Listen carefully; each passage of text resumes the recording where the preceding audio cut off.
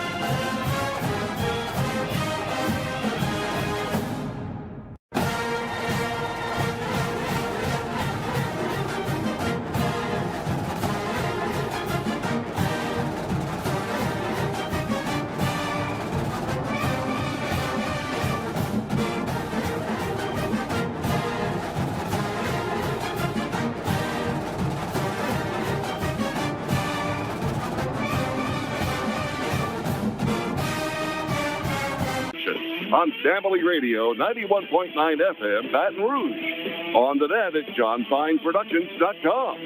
And on YouTube, please subscribe to DS Jacket Vision. With Yellow Jackets color commentator Mitch Covington and producer John Fine. Here now is your Yellow Jackets play-by-play announcer, Josh Ward. Good evening and welcome to Lake Charles, Louisiana and Burton Complex for this semifinal matchup between the Denham Springs Yellow Jackets and the crosstown rival Central Wildcats in the top 28 for the 2000. Brought to you by Sporting Center, proudly serving Livingston Parish since 1977. At Sporting Center, they have everything you need from athletic equipment to school uniforms. Go see Stacy Phipps, James Adam McCants, and their terrific staff. That is at Sporting Center, 205 South Range Avenue in Denham Springs. The last time we were with you was this past Friday from Walker High School as the Yellow Jackets would cut down the nets after beating Ruston in a thriller 53-50 to advance to the top 28 for the first time since 2004, when the top 28 was then held at Lafayette's Cajun Dome. The opponent tonight is the 2-seeded Central Wildcats in what is a rematch this season, as Denham Springs played at Central on January 25th at Central, and the Wildcats would win that one 78-64. All right, we're expecting tip-off to come up about 6:15. It is going to be a little later than that, as the game that is going on right now on the court is Wassman and Bruley and their semifinal game. So again, we're a little behind here, so it won't be quite a 6:15 tip-off, but we will be keeping you plenty entertained until then. Coming up, it is going to be John Fine and the legend, the Hall of Famer, Coach Butch Wax will be with him. I will, of course, be joined by assistant coach Tony Sterling, and we'll get the game plan for this one here as the Yellow Jackets get set for that rematch with the Central Wildcats. And then we'll get you set for tip-off with keys to the game and the starting lineups. As always, we come to you on Family Radio 91.9 FM, on the web at johnfineproductions.com, and streaming live at DS Jacket Vision on YouTube. Now tonight, due to LHSAA prohibiting us and anyone else from doing live video streaming, we are only going to be able to bring you audio only on YouTube. So throughout the night, you will see your screen flip and go through different things, but we are here live at Burton Complex for the semifinal game. We just cannot show any video per LHSAA prohibiting us from doing that. So we hope you will stay with us as we continue on when we take this time out. It is going to be John Fine and the legend, Coach Butch Wax, here from Burton Complex. The Yellow Jackets and the Central Wildcats semifinal action. We're back after this timeout. It is Yellow Jackets basketball. Big Mike's Sports Bar and Grill has it going on. Big Mike's has burgers, steaks, seafood, pizza, salad, sides, and desserts, 37 TVs, and Big Mike's is open late after the games. Live music on the weekends, locally owned and operated by Denham Springs High School graduate Big Mike O'Neill. Check out the Denham Springs Athletics Hall of Fame at Big Mike's. Big Mike's Sports Bar and Grill, 123 Ascombe Square in Denham, or delivery through Waiter or Grubhub. Your local sporting goods store in Livingston Parish for over 40 years is Sporting Center. Sporting Center has all of your Denham Springs and surrounding school shirts, caps, clothing, and fan gear. Plus, Sporting Center has all of your brand names like Adidas and Russell Athletic. And Sporting Center offers one-on-one. One law firm can handle all of your legal needs, and you don't have to fight big city traffic to find them. Mark Boyer, Dominic Amato, Lucas Schenk, and Allison Costanza have a team of 12 attorneys ready to assist you. The lawyers at Boyer, Hebert, and Angel have invaluable experience that allows them to provide expert legal counsel that's professional, prompt, and productive. Small town values, big city results. Boyer, Hebert, and Angel. Bank Plus makes it easier to bank. With extended drive-through hours plus 24/7 online and mobile banking, we're here when you need us. Lost your debit card? Get a new one instantly at any Bank Plus location. No waiting for the mail. And interactive teller machines offer drive-up personal service 7 a.m. to 7 p.m. Monday through Friday and 9 a.m. to 1 p.m. Saturdays. Your bank, your plus. Learn more at bankplus.net. Member FDIC. It is Denham Springs and Central High School, the semifinals of the District 1 State Non-Select Championship. My name is John Fine, producer of Jackets broadcast.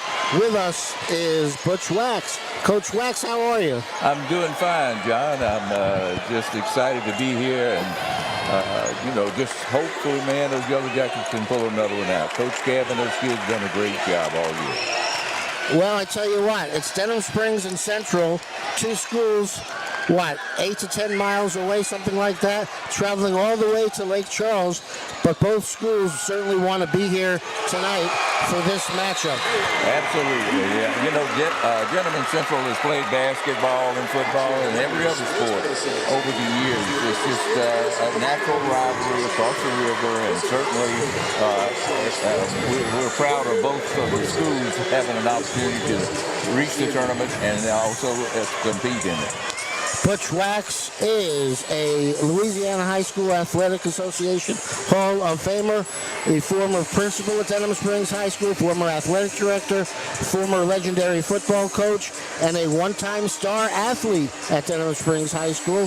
And quite often when we talk to you, we talk about your football playing careers as a standout quarterback for the Jackets. But tonight we talk basketball.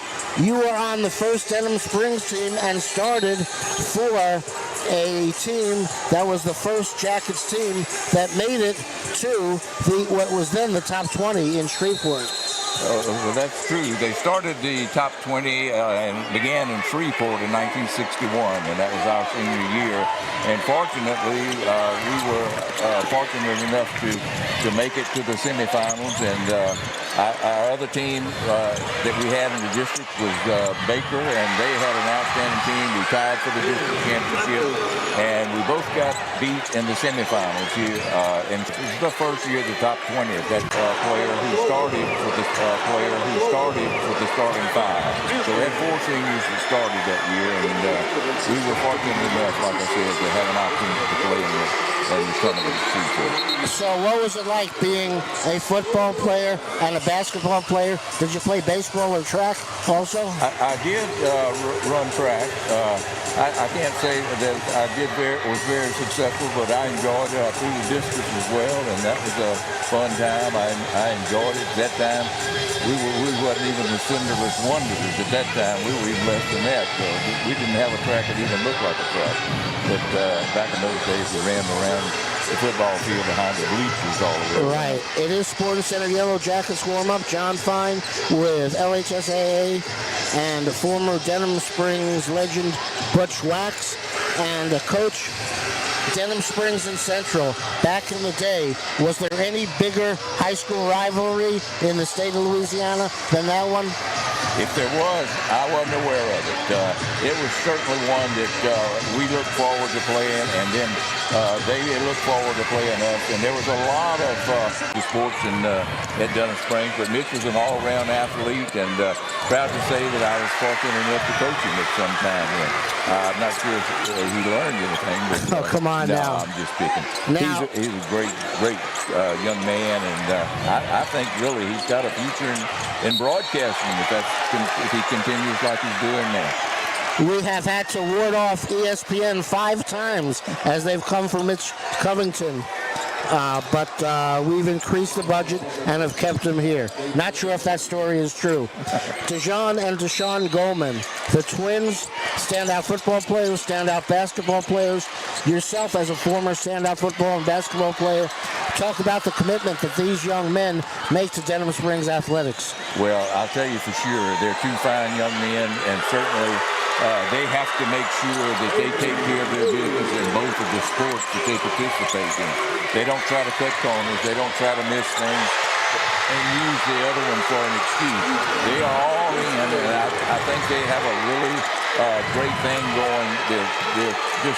They look like athletes, and they're supposed to play like athletes. And I'm just so proud of those 2 young men and what they represent. They represent Denham Springs extremely well, and they still have a future ahead of them. Speaking of that, talk about Mr. Howard and Brett Beard, the principal of Denham Springs High School and the athletic director, head football coach. These guys are so important to the success of Denham Springs High School athletics. Mr. Howard and Coach Beard. Without a doubt.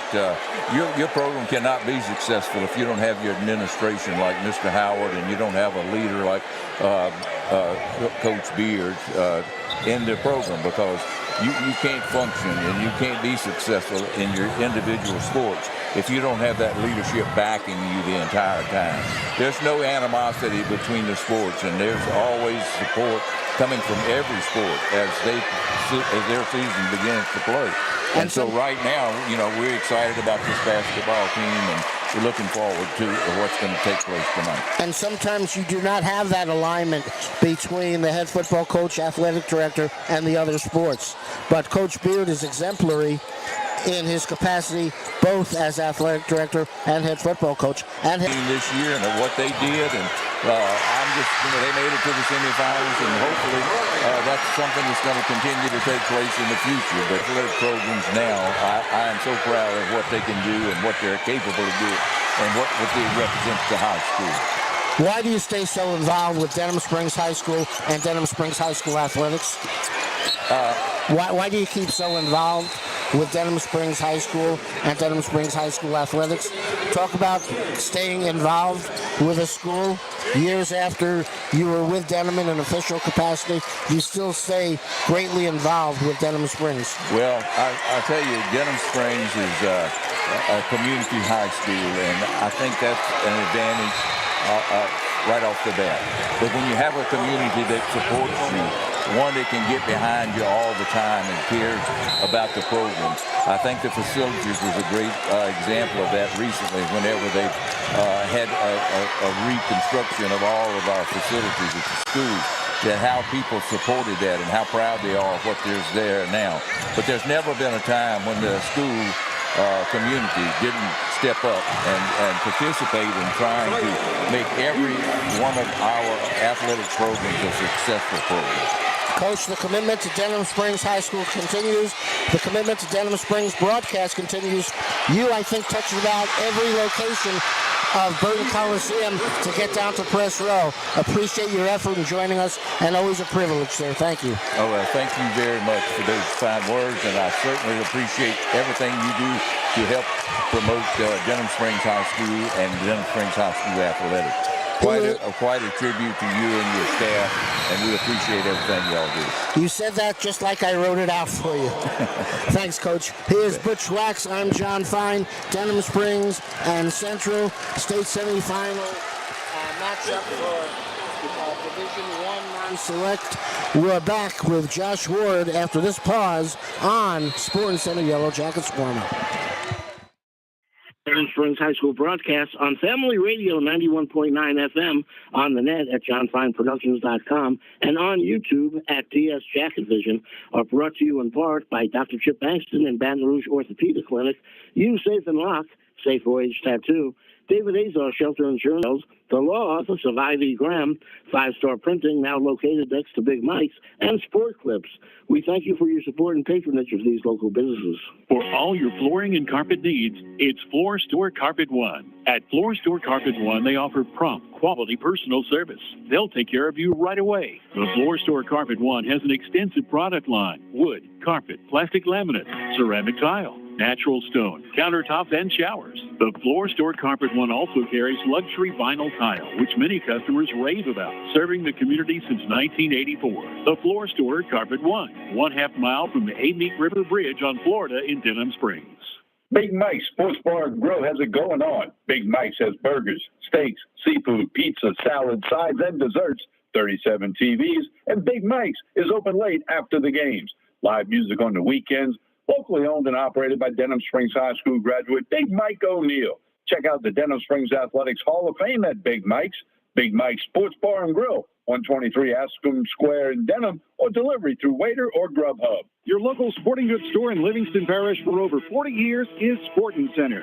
Sporting Center has all of your Denham Springs and surrounding school shirts, caps, clothing, and fan gear. Plus, Sporting Center has all of your brand names like Adidas and Russell Athletic. And Sporting Center offers one-on-one customer service.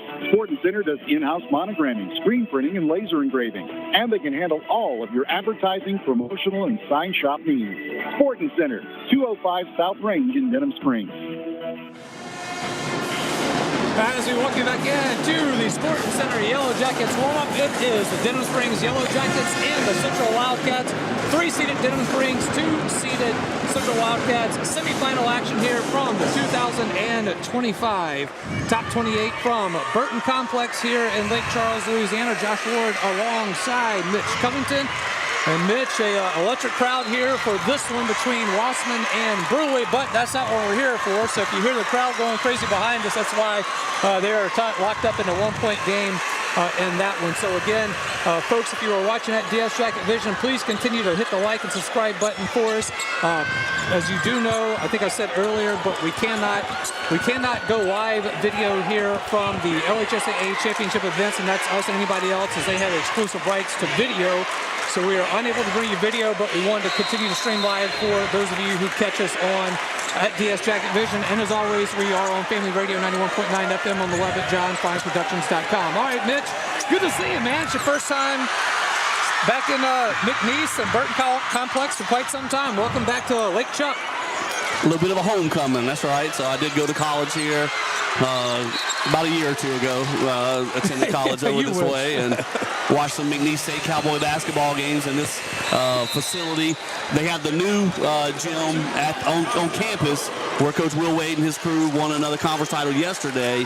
This is, like I said, Burton Complex, and the arena here is where they used to play when I was coming to school here. And I have seen some other high school state championship games here over the last few years, but always fun to come back. And when I pass by the school and then, pass by college, pass by places to eat, it brings back a lot of memories.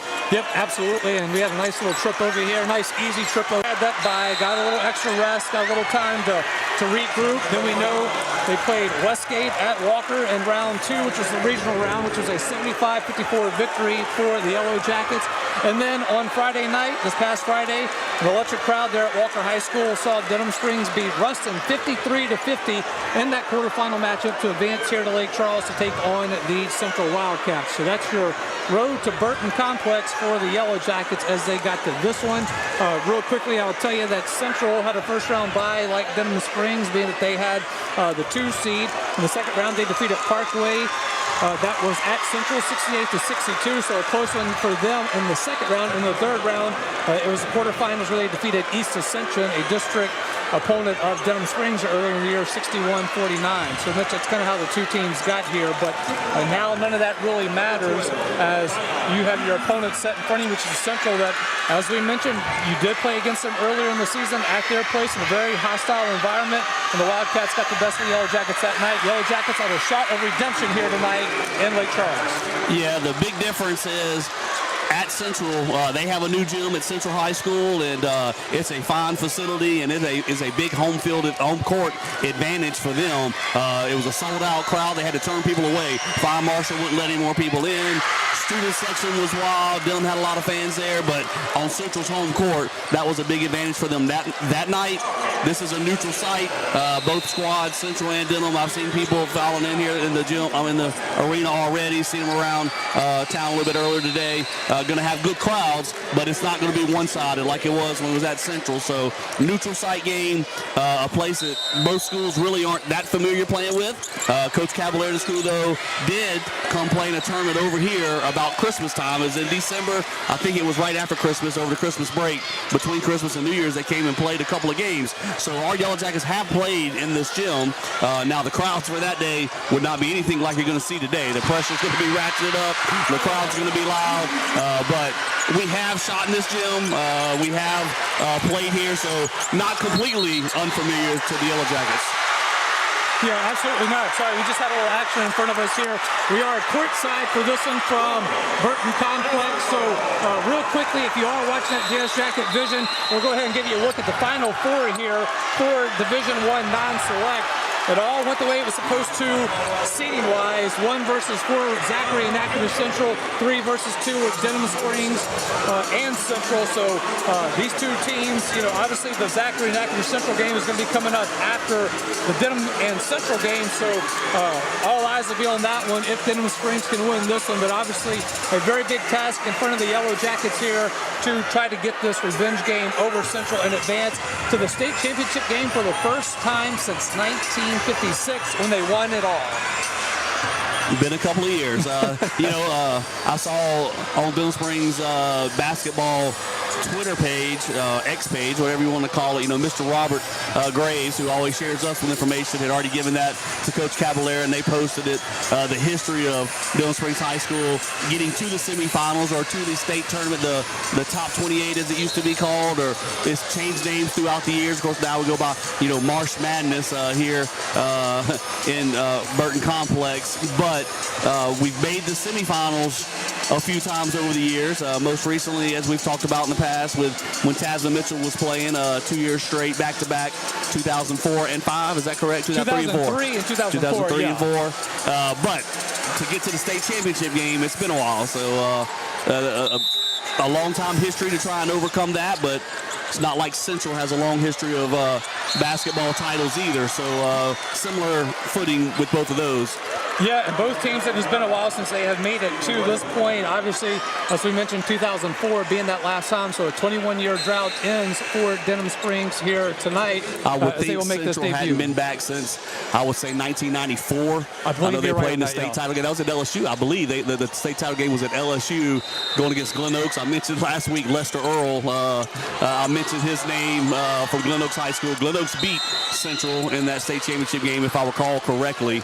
And I want to say 1994, I believe. That would have been 4A at the time. That's right, yeah, correct, yeah. Yep. And baseball was pretty good for Central that time. They were winning state titles in baseball. They may have lost in the championship game in basketball, but they had a 4-year stretch in a row of winning state titles back then in baseball. All right, Mitch, so as we get closer to tip-off here, again, it will not be 6:15. We know there's 19 seconds left in the game that we are currently I gotta stop you, though, and remind you, they were 4A. They weren't winning 5A baseball titles. Denham Springs High School was 5A at the time. Central had great teams, no doubt, but just had to throw that in. They were winning the 4A titles. We were playing in 5A, and anytime you need to throw something in, just had to make sure got that straight. And folks, I know y'all can't see us here tonight as we are audio only. Again, audio only here across our platforms at Family Radio 91.9 FM, on the web at johnfineproductions.com, and streaming live there at DS Jacket Vision as audio only.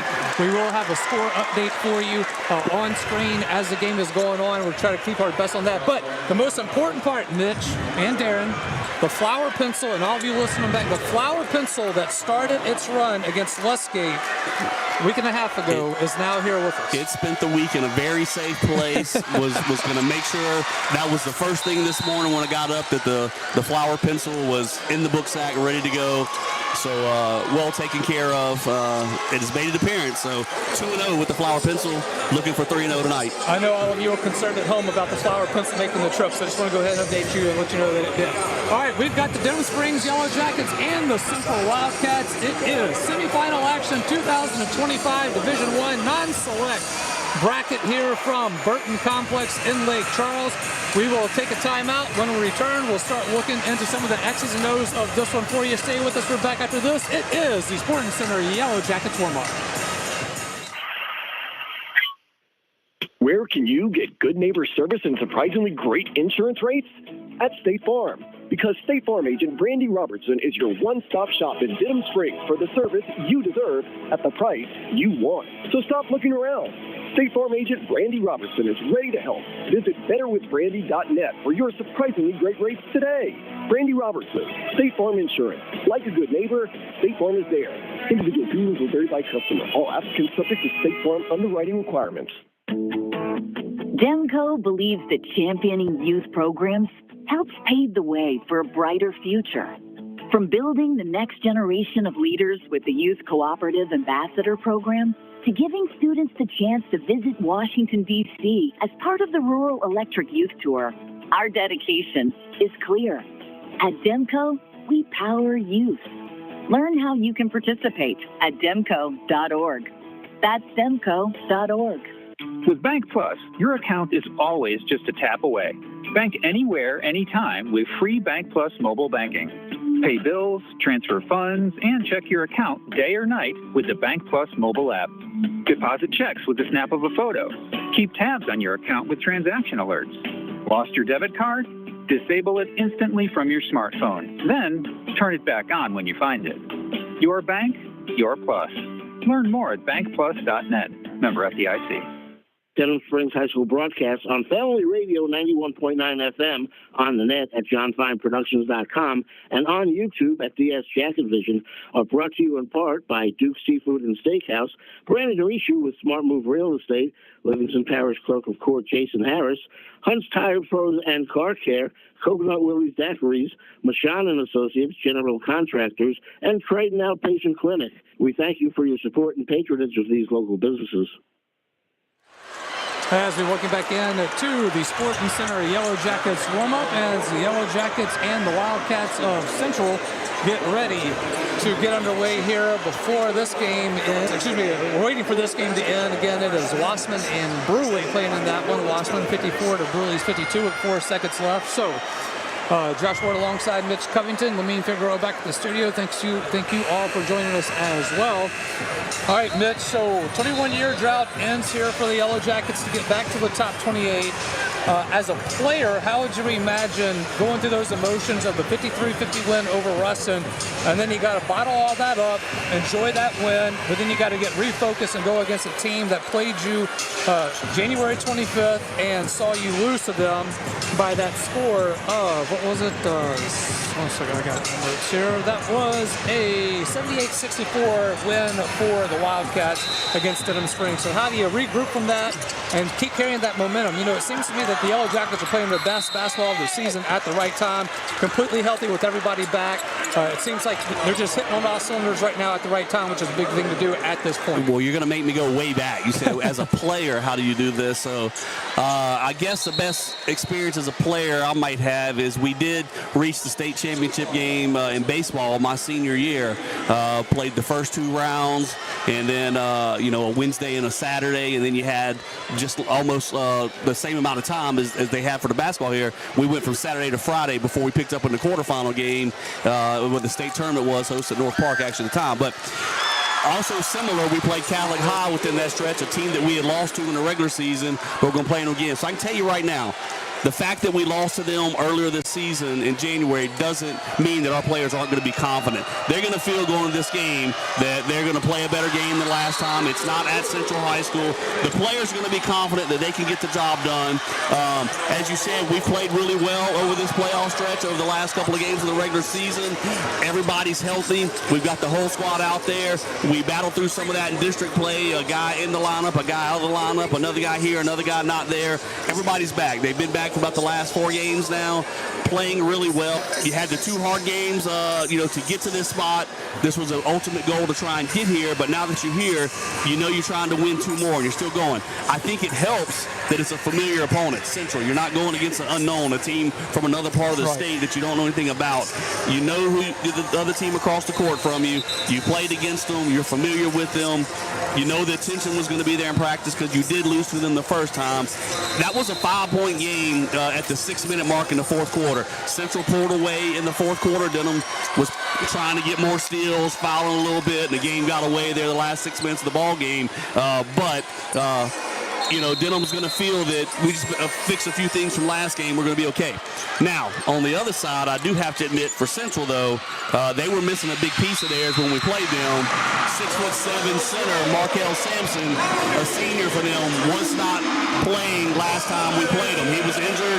I believe he had a broken arm, and he is back. He's on the court. He's played the last few games for them. So that's going to be a factor that we didn't have to go against last time that we have to have an answer for.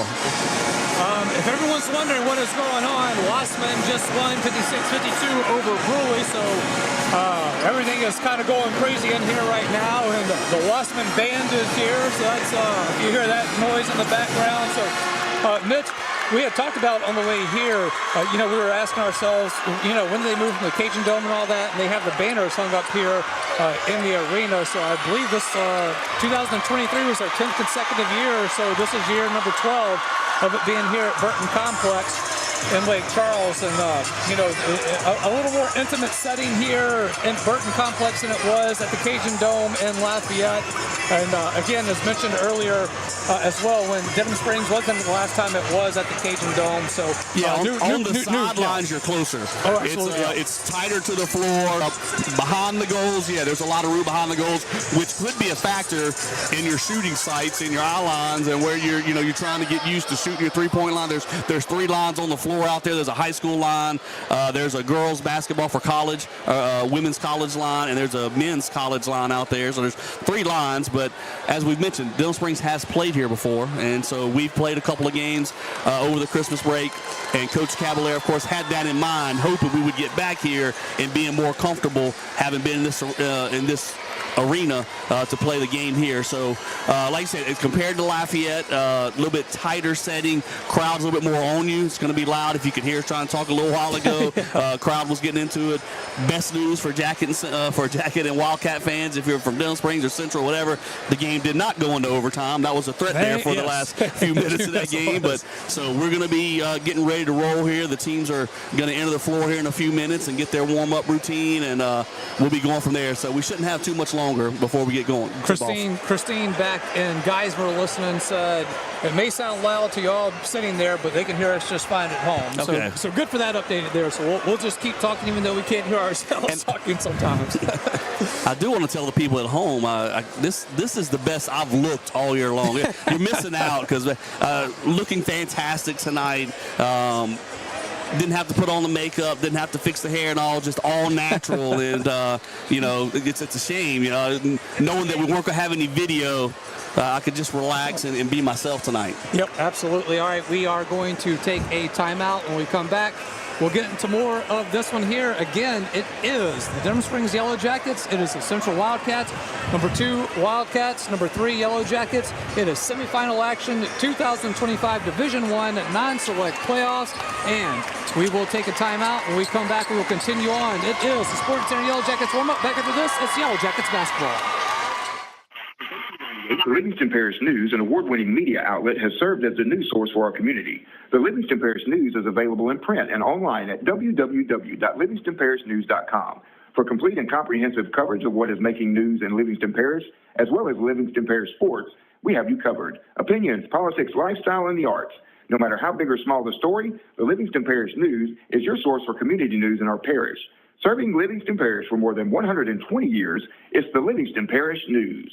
Personal injury? Boyer, Abear, and Angel. Auto accidents? Boyer, Abear, and Angel. Workers' compensation? Boyer, Abear, and Angel. One law firm can handle all of your legal needs, and you don't have to fight big city traffic to find them. Mark Boyer, Dominic Amato, Lucas Schenck, and Allison Costanza have a team of 12 attorneys ready to assist you. The lawyers at Boyer, Abear, and Angel have invaluable experience that allows them to provide expert legal counsel that's professional, prompt, and productive. Small town values, big city results. Boyer, Abear, and Angel.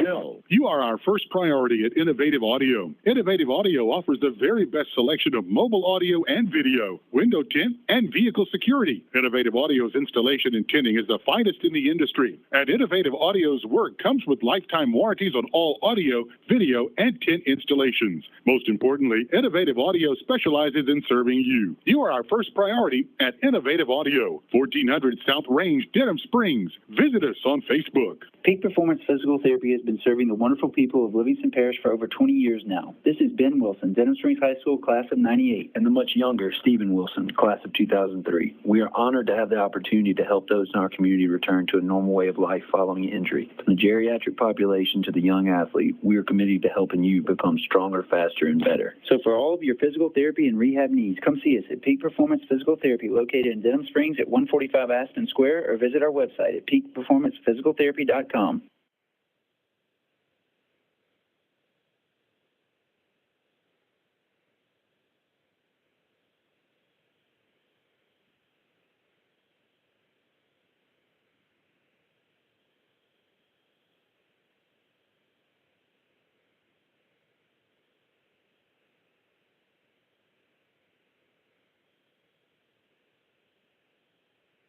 If you're a small business owner in the Denham Springs area, think about everything you need to help your business succeed. You need a plan, happy customers, steady cash flow, and an insurance agent that gets you. State Farm agent Randy Robertson runs a small business in the Denham Springs community area too, and she understands the unique needs of local business owners.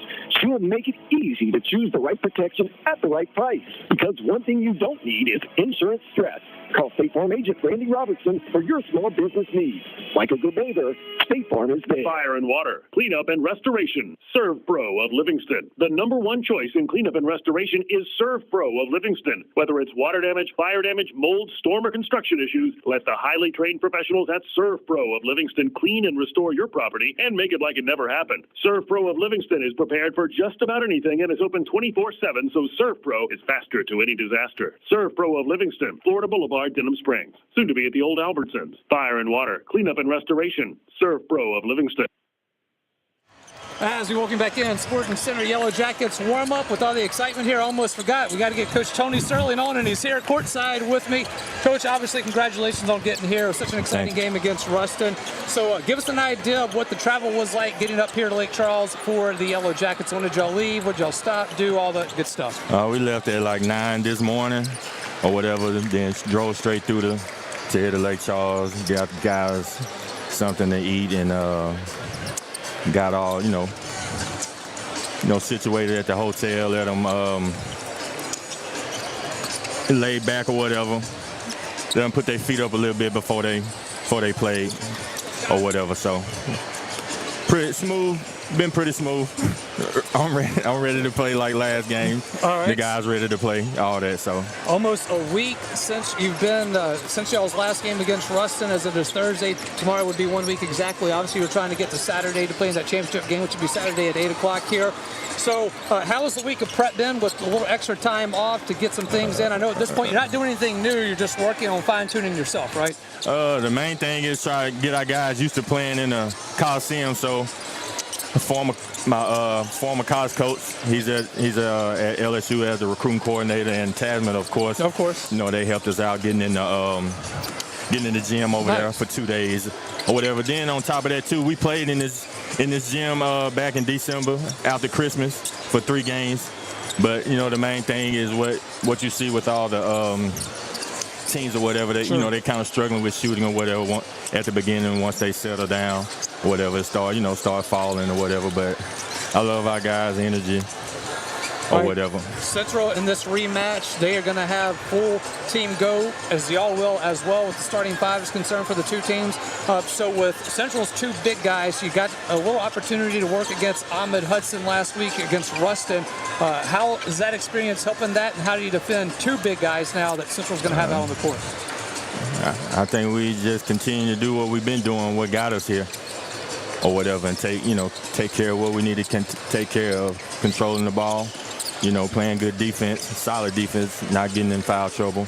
Of course, just because we're, small in stature, still got to rebound. And, we don't want some games. There's been some teams this year that's been taller than us when we don't, got the rebounds that we needed or whatever. But I feel like, just do what we did to get here. Don't change nothing. That's right. Don't change it now. A lot of emphasis goes into other teams talking about Central size. Coach Osborne for Central was quoted in the paper saying it doesn't matter that we or whatever, but no, if we keep it like that, it'll be a good game for us, and we'll be on the side that we need to be on. How much of an advantage do you think that it is that y'all did come here and play earlier in the season that it gives y'all? I told our guys, I said, y'all wondering about if y'all can play in college. I mean, y'all answer that question because y'all can cover ground on a college court. Y'all didn't get tired. It's almost like y'all, like they was out, in the playground, running around. They was having fun or whatever. But I think it was beneficial for us.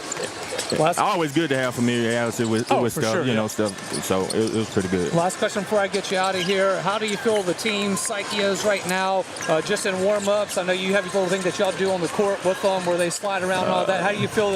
Are they a little relaxed? Are they tight? How do you feel they are right now? I think I told you this last game, man. We got some guys on this team that are feelers. They not scared of anything. All right.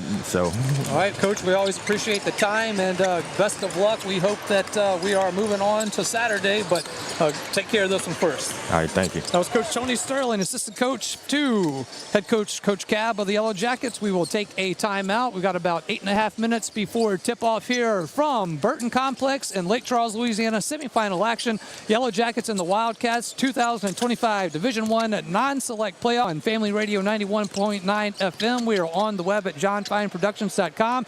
And we are streaming live tonight on YouTube at DS Jacket Vision. However, due to LHSAA prohibiting any live filming of the championship events, we cannot bring you any video of tonight's game, but we will have audio with you all night long. As you're seeing there, if you're looking on your screen, we'll have the score updated as we go along as well. All right, so we will take a timeout, getting closer to tip-off here. We are back after this with more on the Sporting Center Yellow Jackets warm-up.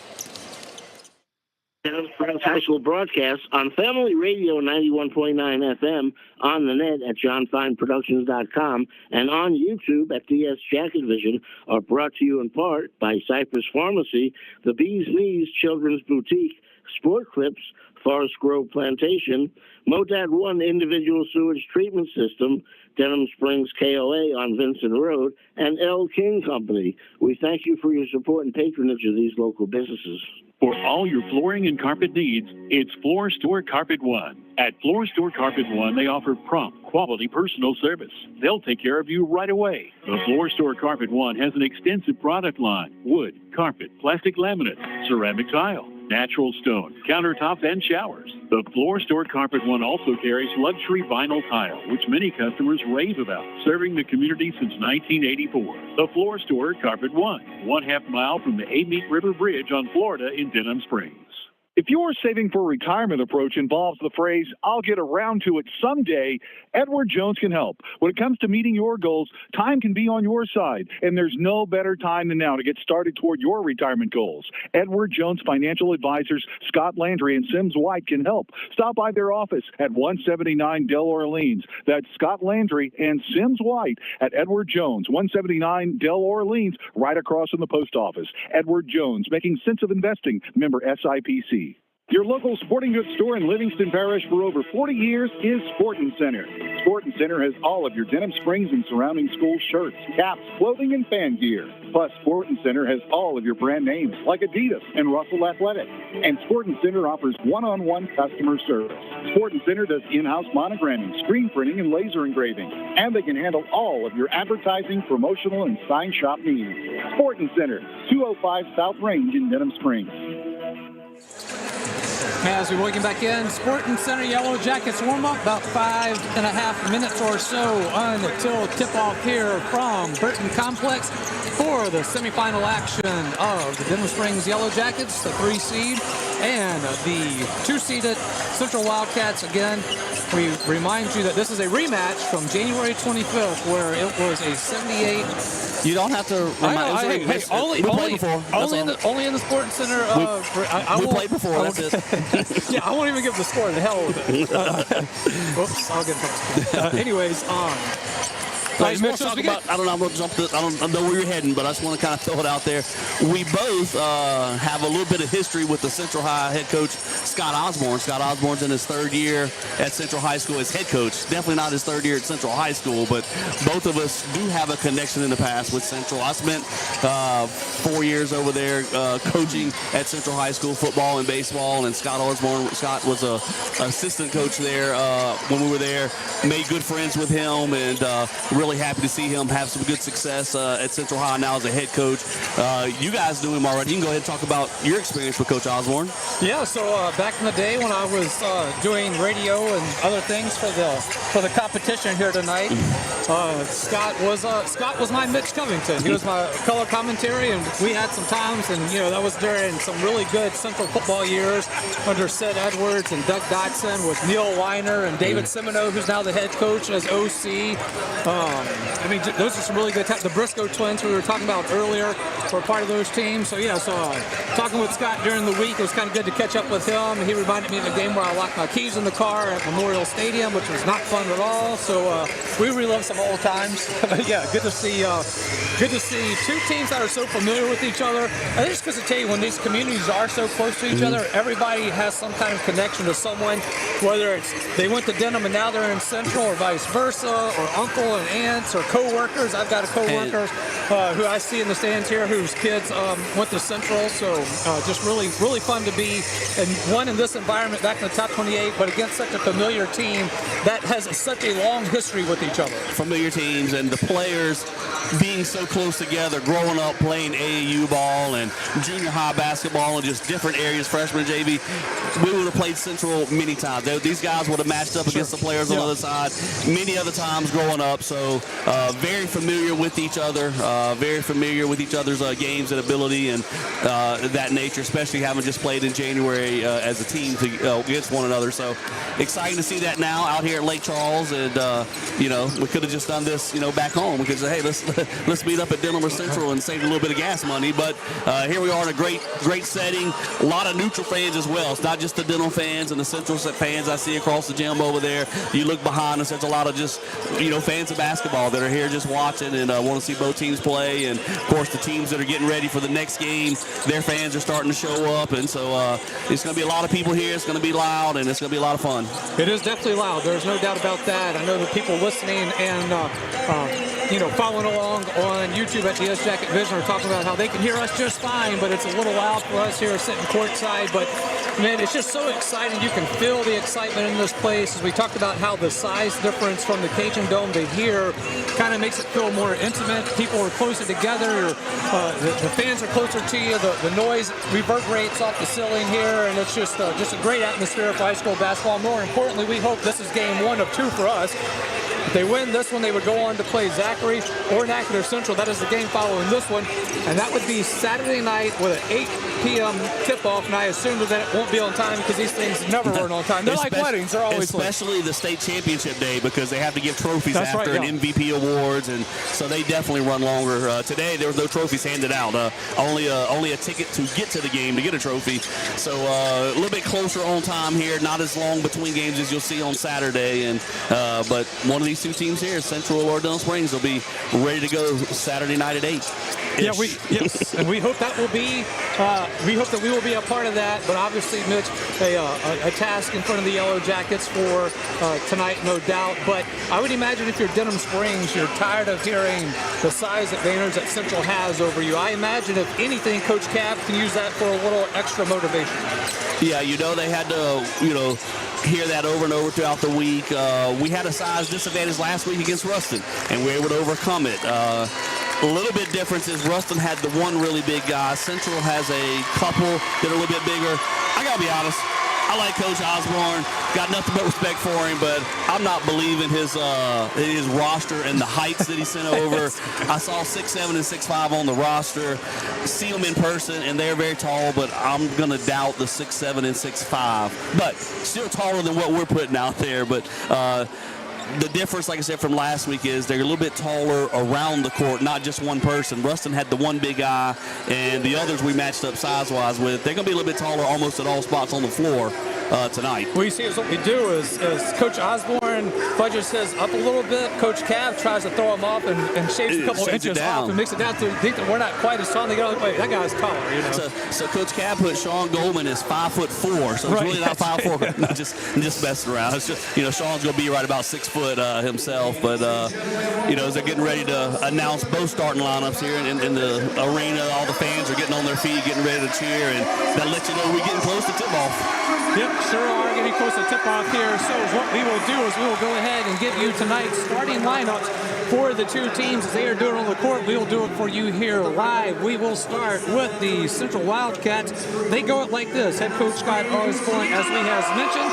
And he will start a 6'2 junior guard, number 2, Jalen Thomas, a 6'1 junior guard, number 5, Jace Conrad, at 5'11, senior guard, number 12, Colin Barrett, at 6'7, the senior center, number 23, Markel Sampson, and at 6'5, a senior forward as well, and he is number 24, Ked Franklin. So that is your starting lineup for the Central Wildcats as we start to your Denham Springs Yellow Jackets.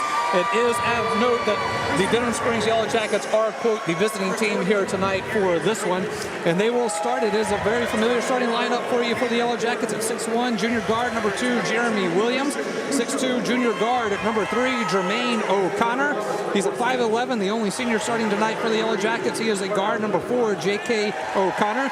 And at 6 foot, junior guard number 10, Sean Goldman, and rounding out the top 5 for Denham Springs is a 6 foot junior guard number 12, John Goldman.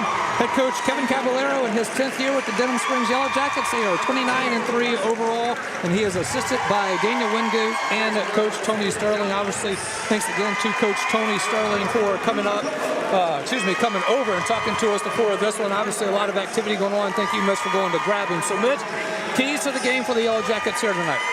Well, when you compare to what happened last time we played them, what's going on now, we started to turn the ball over. Central handled that pressure well.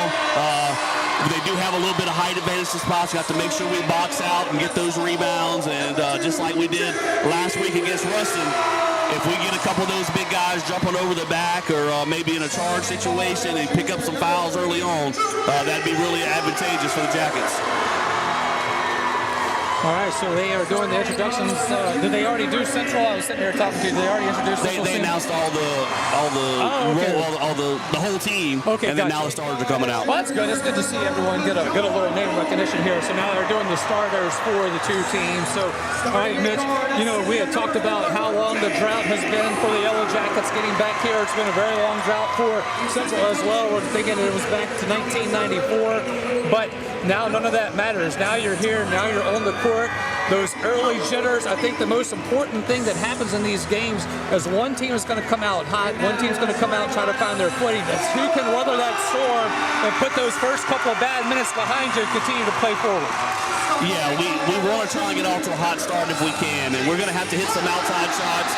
We've got the guys that can do it. We can knock it down from the three-point line, and if we can see a couple go down early, just build that confidence. It gets tough when you start the game out 1 for 6, and then the next thing you know, it's sitting at a 6-2 ball game, 8-2 ball game because you can't find the ball and get in the hole. It gets a little bit tight for you. Everybody gets a little bit nervous.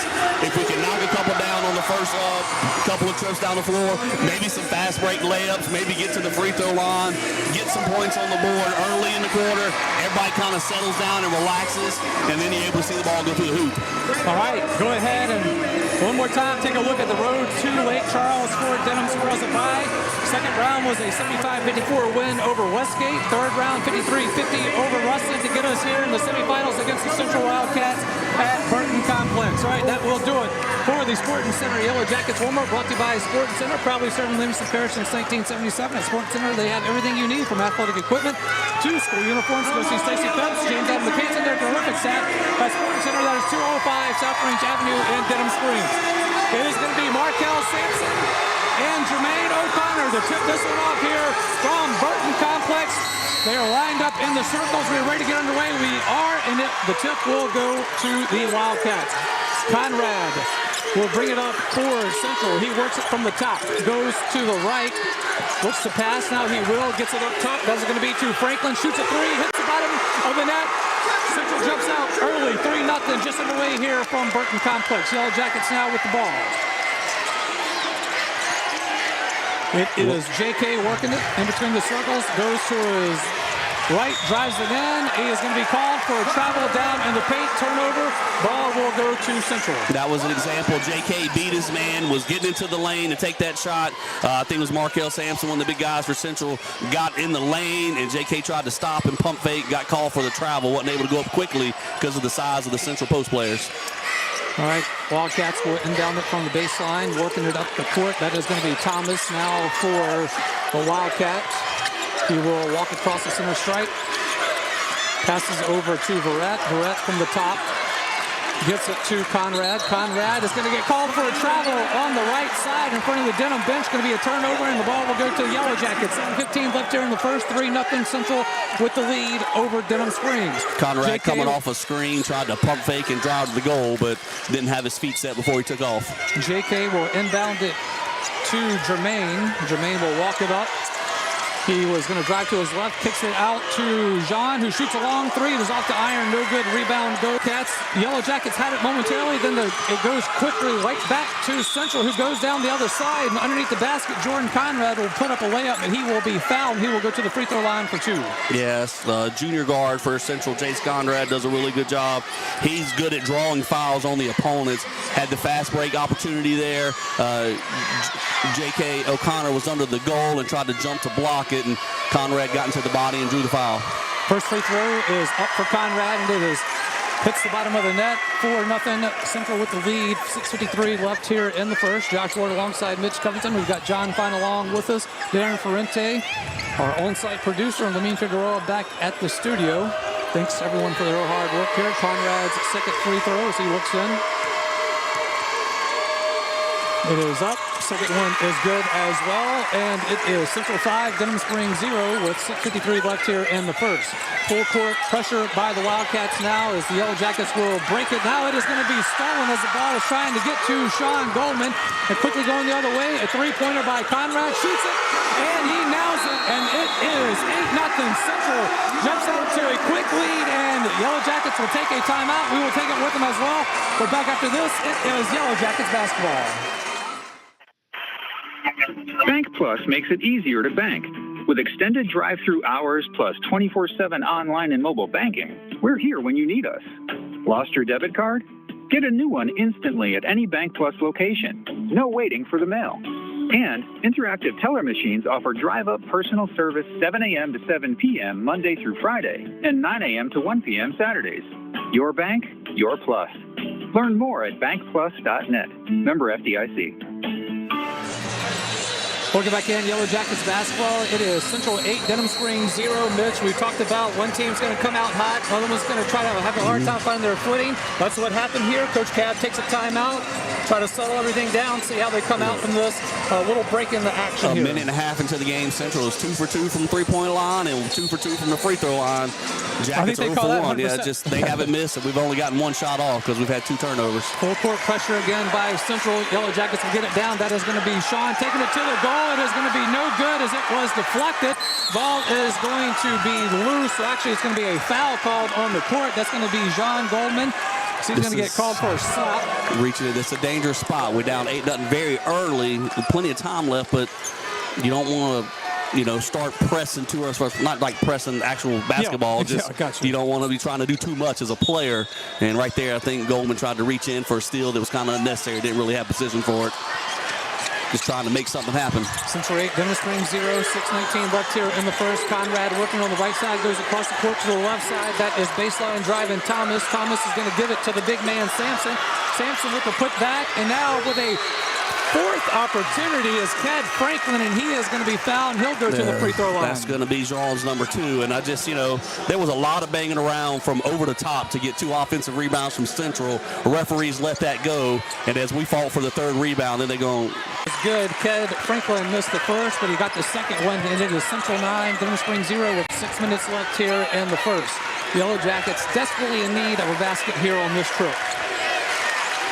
JK will work it, gets it over to Sean on the left side, now to Jean. Jean's going to drive again, goes underneath to JK O'Connor, who gets a nice kiss on the Yellow Jackets are on the board. 9-2, Central with the lead with 5:43 left in the first. Pressing the other way is Jalen Thomas for Central. He's at the top, gets it to Conrad in the paint. Conrad's going to try to go to the basket. He does, and lays it in for an easy 2. He made it look easy, rather.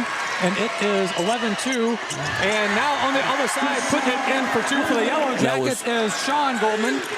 Quickly to the other end. As soon as they got the ball in the bucket, we got it out, went back down and matched the score. I couldn't even write anything down before it was down the other side. And now we've got a foul called on Jeremy Central. Williams there to take a charge. Yep, Jeremy Williams, good job there. And the foul is going to be against the Wildcats, so that'll give Denham Springs the basketball.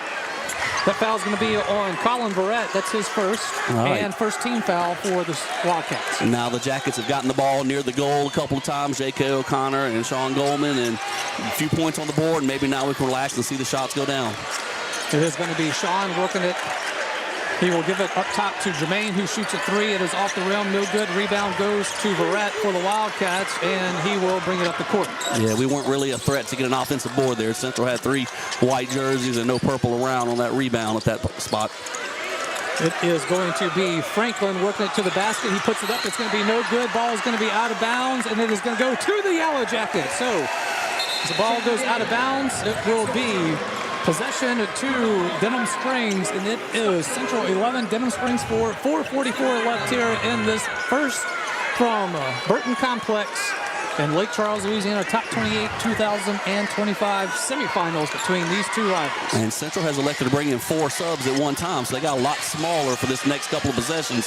See if we can take advantage of it. Yep, absolutely. We will get these players for you for Central as we can, but the action going quickly the other way for the Yellow Jackets. That is going to be Jeremy Williams. Gets it up top to Jean over to Sean, trying to go underneath to Jermaine. Kicks it out for a three-pointer off the rim. That was by Jeremy Williams from the right side, and the ball is quickly going the other way. It's going to be on. Waiting for the signal on that one.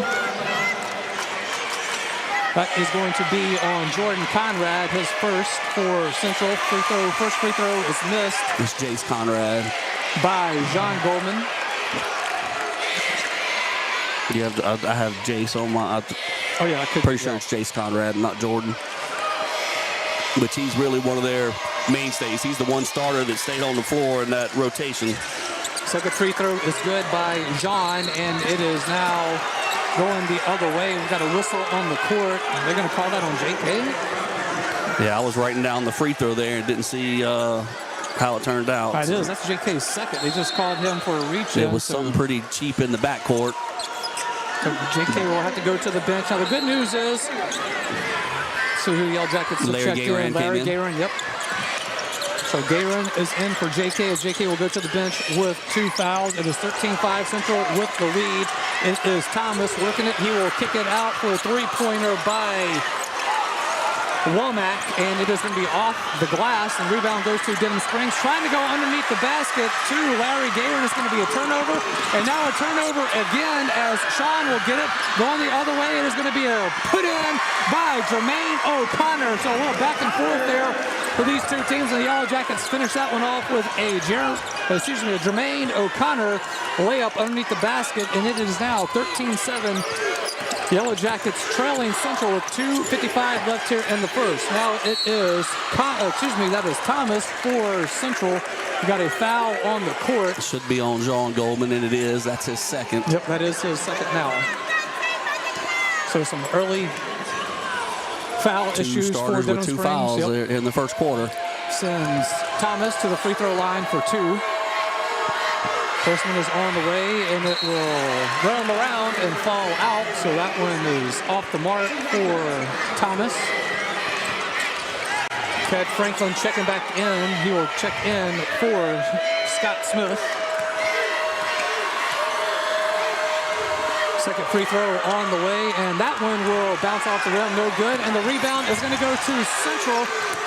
It is Thomas with it again. He tries to go up, put it off the glass. No good. Rebound goes to the Yellow Jackets. That is Jermaine bringing it up the court. Going to take it all the way. It is off the backboard and off the rim. No good. And rebound goes to Central. Rennell going to go coast to coast with it. And it is going to be a foul on Central. Stephen Rennell going to be called for the charge. That's the second charge that Jeremy Williams has taken for the Yellow Jackets today. 7-13, Yellow Jackets trailing to the Central Wildcats with 2:34 left here in the first from Burton Complex. Full court press now by the Wildcats as the Yellow Jackets are trying to get it up the court. They do, and it will be Jermaine across half court.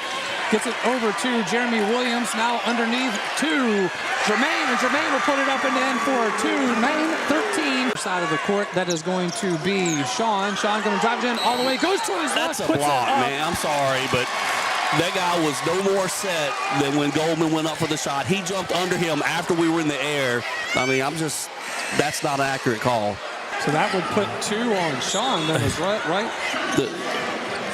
Yep, so you've got... Sean drove in the lane. The other player was on the low block. After Jean jumped, he slid under him after we were in the air, and you're not allowed to do that. That should have been a block. Chris Pusho will check in. Yellow Jackets with 3 starters now on the bench with 2 fouls. That is J.K. O'Connor, Sean Goldman, and John Goldman. So 15-9, minute 45 left here in the first. Central now on the other side of the court. It is going to be from the left side. A little mid-range by Thomas is no good, and the rebound goes to Denham Springs. That is Dorsey with it. Dorsey will kick it up top to Williams. Williams will work from the top, goes over to Dorsey on the left. Dorsey now works it up top, gets it to Chris Pusho, who is checked in. It's over to Jermaine in the right corner. Excuse me, that is Jeremy Williams. He's going to drive baseline. Now kicks it out to Gayron. Gayron going to shoot a 3. It is off the iron. No good. Rebound to Central. Minute 12 left here in the first. It is 15-9 Central with the lead. Conrad driving it all the way in the paint. It's going to take an extra step. I thought that was a travel. Are you kidding me? Are you kidding me? Did he not take 3 steps? Got a foul on the court. That's what Coach Gabb's telling me right now. 3 steps before he gets in there. There's a minor bump underneath the goal, and they're going to give him a bucket and a foul. Well, Mitch, on the right here, you may have said you're going to watch number 5, Conrad, go in and make some moves, and they're going to get the whistle, and he's gotten that one right there. So the free throws after the bonus there and the foul as well, but it is going to be 18-9 Central with the lead over Denham Springs. 1 minute left here in the first. Dorsey gets it to Jermaine. Jermaine drives it in, kicks it out. Now Dorsey from the left side gets it up top to Chris Pusho. Pusho to Jermaine. Jermaine goes to his left.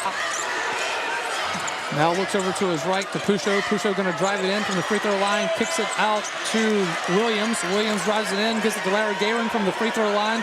Got to kick it out to Williams.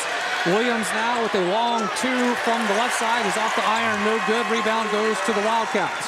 Conrad bringing it up the court. He's going to drive it in. And he's going to take it all the way to the basket. Lay it in for 2. 20-9 Central with the lead. Going the other way now, 12 seconds left in the first. A 3-pointer from the left side by Jermaine O'Connor is no good. Rebound almost by Dorsey, but it is going to be to Central. 2 seconds left. 1 second, going to be a long 3, and it is off the rim. No good. We played 1 here from Burton Complex. It is Central 20, Denham Springs 9. Back after this, it is Yellow Jackets basketball. Big Mike's Sports Bar and Grill has it going on. Big Mike's has burgers, steaks, seafood, pizza, salad, sides, and desserts, 37 TVs, and Big Mike's is open late after the games. Live music on the weekends, locally owned and operated by Denham Springs High School graduate Big Mike O'Neill. Check out the Denham Springs Athletics Hall of Fame at Big Mike's. Big Mike's Sports Bar and Grill, 123 Ascom Square in Denham, or delivery through Waiter or Grubhub. Personal injury? Warrior A-Bear and On-Gel. Auto accidents? Warrior A-Bear and On-Gel. Workers' compensation? Warrior A-Bear and On-Gel. One law firm can handle all of your legal needs, and you don't have to. Yellow Jackets basketball, Family Radio 91.9 FM on the web at johnfineproductions.com and streaming live on YouTube. Audio only here tonight as we are prohibited from doing live film. But again, if you are at DS Jacket Vision, please hit that like and subscribe button for us. Again, obviously not able to bring us your normal setup for your at DS Jacket Vision with audio on us nonetheless. A really good start here for Central Mitch. Yellow Jackets will get the ball to start this second period here from Burton Complex. Yellow Jackets now will have the normal starting lineup. It is going to be a 3-pointer from the right side by John Goldman. The Yellow Jackets trail 20-12, but a much-needed time basket right there by the Yellow Jackets. Good start to the second quarter. Yes. First 3-pointer we've gotten to fall down. Got a whistle on the court. Foul. Okay, offensive foul against Central. That one is going to be on... It was on Markel Sampson. So good start for the Jackets here this quarter. First possession, John Goldman knocks down the 3, and then on the defensive end, Markel Sampson picked up a moving screen underneath the goal. Yellow Jackets now, other side of the court. It is going to be Williams working. He gets it up top to J.K., who shoots a 3-pointer from the top of the key. It is no good. Rebound will go to the Wildcats. Wildcats going the other way now. It is Verrett. Gets it up top to Franklin at the top. Franklin going to shoot a long three. It is off the mark. No good. Rebound to Denham Springs. Pushing up the court. It is going to be Jean. Tries to get it across court to Jermaine O'Connor, and it is going to go out of bounds, but it will stay with the Yellow Jackets as it went out of bounds off Central. Jermaine O'Connor will inbound it from the far sideline in front of the Central bench, and he will get it to J.K. J.K. working it in between the circles. 7 minutes in the left here in the second. 20-12. Yellow Jackets are trailing. Going to the basket is Jermaine. Getting the rebound is going to be the Yellow Jackets. Kicking it up top to John Goldman, who nails a three from the top of the key. And the Yellow Jackets only trailing by 5 now. 20-15. 6:43 left in the second. Jackets going to have to be smart on defense. We've got several guys with 2 fouls here with 6 minutes to go in the second quarter. Got to play without reaching. Conrad picks up his dribble on the left side, on the right side, gets it over to Womack. Womack bringing it up, looking for some help, and it is almost stolen by the Yellow Jackets. That was Jermaine O'Connor. Jermaine has to get back. It is going to be Verrett who has the ball knocked loose, and it is going to go to Denham Springs as the ball goes out of bounds off of Central. I missed that, Mitch. No, he's just referee signaled the wrong way. Yeah, there wasn't much debate, but he did point. He pointed to Denham and started walking the other way. Referee's just rotating. That's why when I looked, I was like, did I miss something there? Because I'm fairly certain we knocked it out of bounds. Wasn't a whole lot of debate on it. We knocked it out. Womack will inbound it from the sideline, and are you kidding me? Going to be holding on. Looks like that's going to be on Jermaine O'Connor, his first. Now, we're in a little bit of a mismatch with J.K. O'Connor matched up with the much taller Markel Sampson. Been trying to guard him down low. But like we saw a while ago, Jeremy Williams knocked the ball away on the entry pass and wasn't allowing it to get in there. So we're getting some help from teammates collapsing down low on the bigger players. All right, it will be Womack inbounds to Conrad. Conrad now to Franklin. Franklin over to Conrad. A three-pointer from the left corner is no good. Rebound to Denham Springs. Fast break trying to go the other way, and it's a little too much for John Goldman to hold on to. And we've got a substitution for the Yellow Jackets. It is going to be Jermaine O'Connor checking in for Trey Dorsey. He just checked out for that one little trip down the floor. Now he's back in. 6:06 left here in this first half. It is 20-15. Wildcats leading over your Yellow Jackets. Jackets with the 6-0 start to the second quarter, excuse me. Thomas working it for Central, tries to go down in the paint to Franklin, and he is going to be fouled as he is trying to spin around towards the basket, and it is going to be a foul on Denham Springs. That'll send. Should be on Jean, and he reached in. He definitely, as I mentioned a while ago, got to stay away from that. That's going to give him his third. Yep. No. Third foul. Is that they right? Caught it on Jeremy Williams. First free throw is good by Ked Franklin. Okay, we got a little break on that one, I believe. I don't think it was Williams that had the foul. I definitely saw Sean reach in. Second free throw is up, and it is good. And it is 22-15 with 5:52 left here in this first half from Burton Complex. As the Wildcats leading over the Denham Springs Yellow Jackets. Yellow Jackets now, J.K. O'Connor handling the ball. He will try to drive it into the lane from the right block. Ball is going to go out of bounds off of J.K., I believe, and it will go to the Wildcats. 22-15, Wildcats leading. It is 5:40 left here in the first half. Josh Ward alongside Mitch Covington, John Fine with us. Darren Ferrante, Lamine Figueroa back at the studio. Great to have you all along with us. And it will be loose ball. Yellow Jackets going to pick it up. Trey Dorsey has it, gets it across the center court line, and he is going to be pushed by Thomas. That'll be a foul against the Wildcats. The Jackets called a break. Jalen Thomas just lost it, was dribbling, and then lost control of the ball as it bounced forward. Dorsey scooped it up, took off to the other end, and then was fouled by Thomas. So stopped the fast break, but did pick up a foul on Central. All right, Yellow Jackets now will inbound it. It is going to be Jermaine O'Connor in between the circles. 5:20 left here in this first half, 22-15. Jermaine going to drive it in, kicks it out to Williams. Now back underneath to Jermaine, who will kick it out to Jean. And Jean will put it up for three, and there's no good. Rebound goes to... It was Sean Goldman that fought through two Central players to go and grab that. And then as he was falling to the ground, tossed it up to the goal, picked up the foul, and now gets 2 free throws off of it. Yep, so he will have the opportunity at the free throw stripe for 2. It will be Sean. Sean's first one is off the backboard and rim, no good. I can see a little bit where Jermaine O'Connor, who had a shot blocked earlier around the goal, normally he catches it in the lane. He's going up with it. He hesitated and kicked it back out for the three-pointer. Just the height of Central may be affecting him just a little bit right now. Sean will put up his second one, and that one is off the mark, and the rebound will go to Sampson for Central. 5:05 left here in this first half. It is going to be a kick out on the left side to Brett, who shoots a three, and it is good, and it is 25-15. 10-point difference here between these two teams now with 4:50 left in this first half. So after the 6-0 run by the Jackets, I believe Central's now on a 7-0 run. John will shoot a three from the left side, and it is good. And it'll be 18-25, Central with the lead. Sean had the answer. He's got all three three-pointers for us this second quarter. Ball is momentarily lost on the far side. It is going to be Barrett who's working it in. He puts it up. It is off the glass. No good. I have to agree with you on that one, Mitch. And the Yellow Jacket fans here at Burton Complex don't like that call either.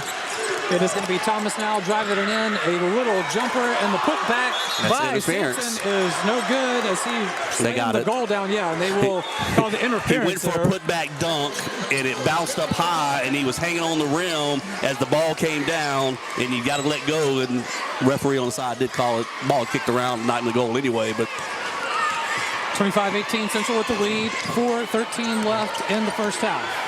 J.K. O'Connor kicks it over to Jermaine. Jermaine at the top. Loses his footing, but is able to keep the ball and possession. Gets it up to Jean on the right wing. Jean now working it in between the circles from the top. Goes to his right over to J.K. J.K. up to Jermaine. Jermaine going to drive it in the lane. Makes a move, and off the rim it rolls. No good. Rebound to the Wildcats. It is a fast break, and laying it in, and then missing the layup. And with the slam back is Markel Sampson, and it is 27-18 Central leading. Central's able to turn the missed shot at the goal into a quick fast break. Dorsey driving it in the lane now. He puts it up. It is no good. Rebound will go to Barrett for the Wildcats. Ball is going to be tipped up in the air. Wildcats will retain possession. Now going underneath the basket is Rennell. It is good for two, and it is 29-18. Coach Cab will take a timeout with 3:18 left here in the first half. We will take it as well. We are back after this. It is Yellow Jackets basketball. Basketball broadcast on Family Radio 91.9 FM, on the net at johnfineproductions.com, and on YouTube at TS Jacket Vision, are brought to you in part by Dr. Chip Bankston and Baton Rouge Orthopedic Clinic, Use Safe and Lock, Safe Voyage Tattoo, David Azar Shelter Insurance Company, Liberty Auto Sales, the Law Office of Ivy Graham, 5-Star Printing, now located next to Big Mike's, and Sport Clips. We thank you for your support and patronage of these local businesses. As we're walking back into Burton Coliseum here in Lake Charles, Louisiana, it is semifinal action between Denham Springs and the Central Wildcats, and it is 29-18.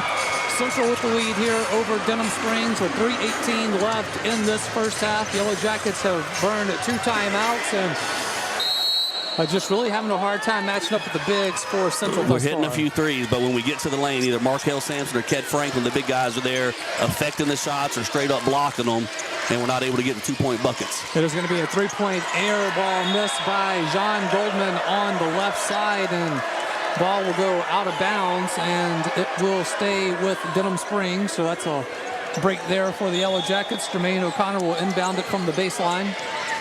Gets it in to Jean underneath, and Jean will go up, but he will be fouled, and he will go to the free throw line for 2.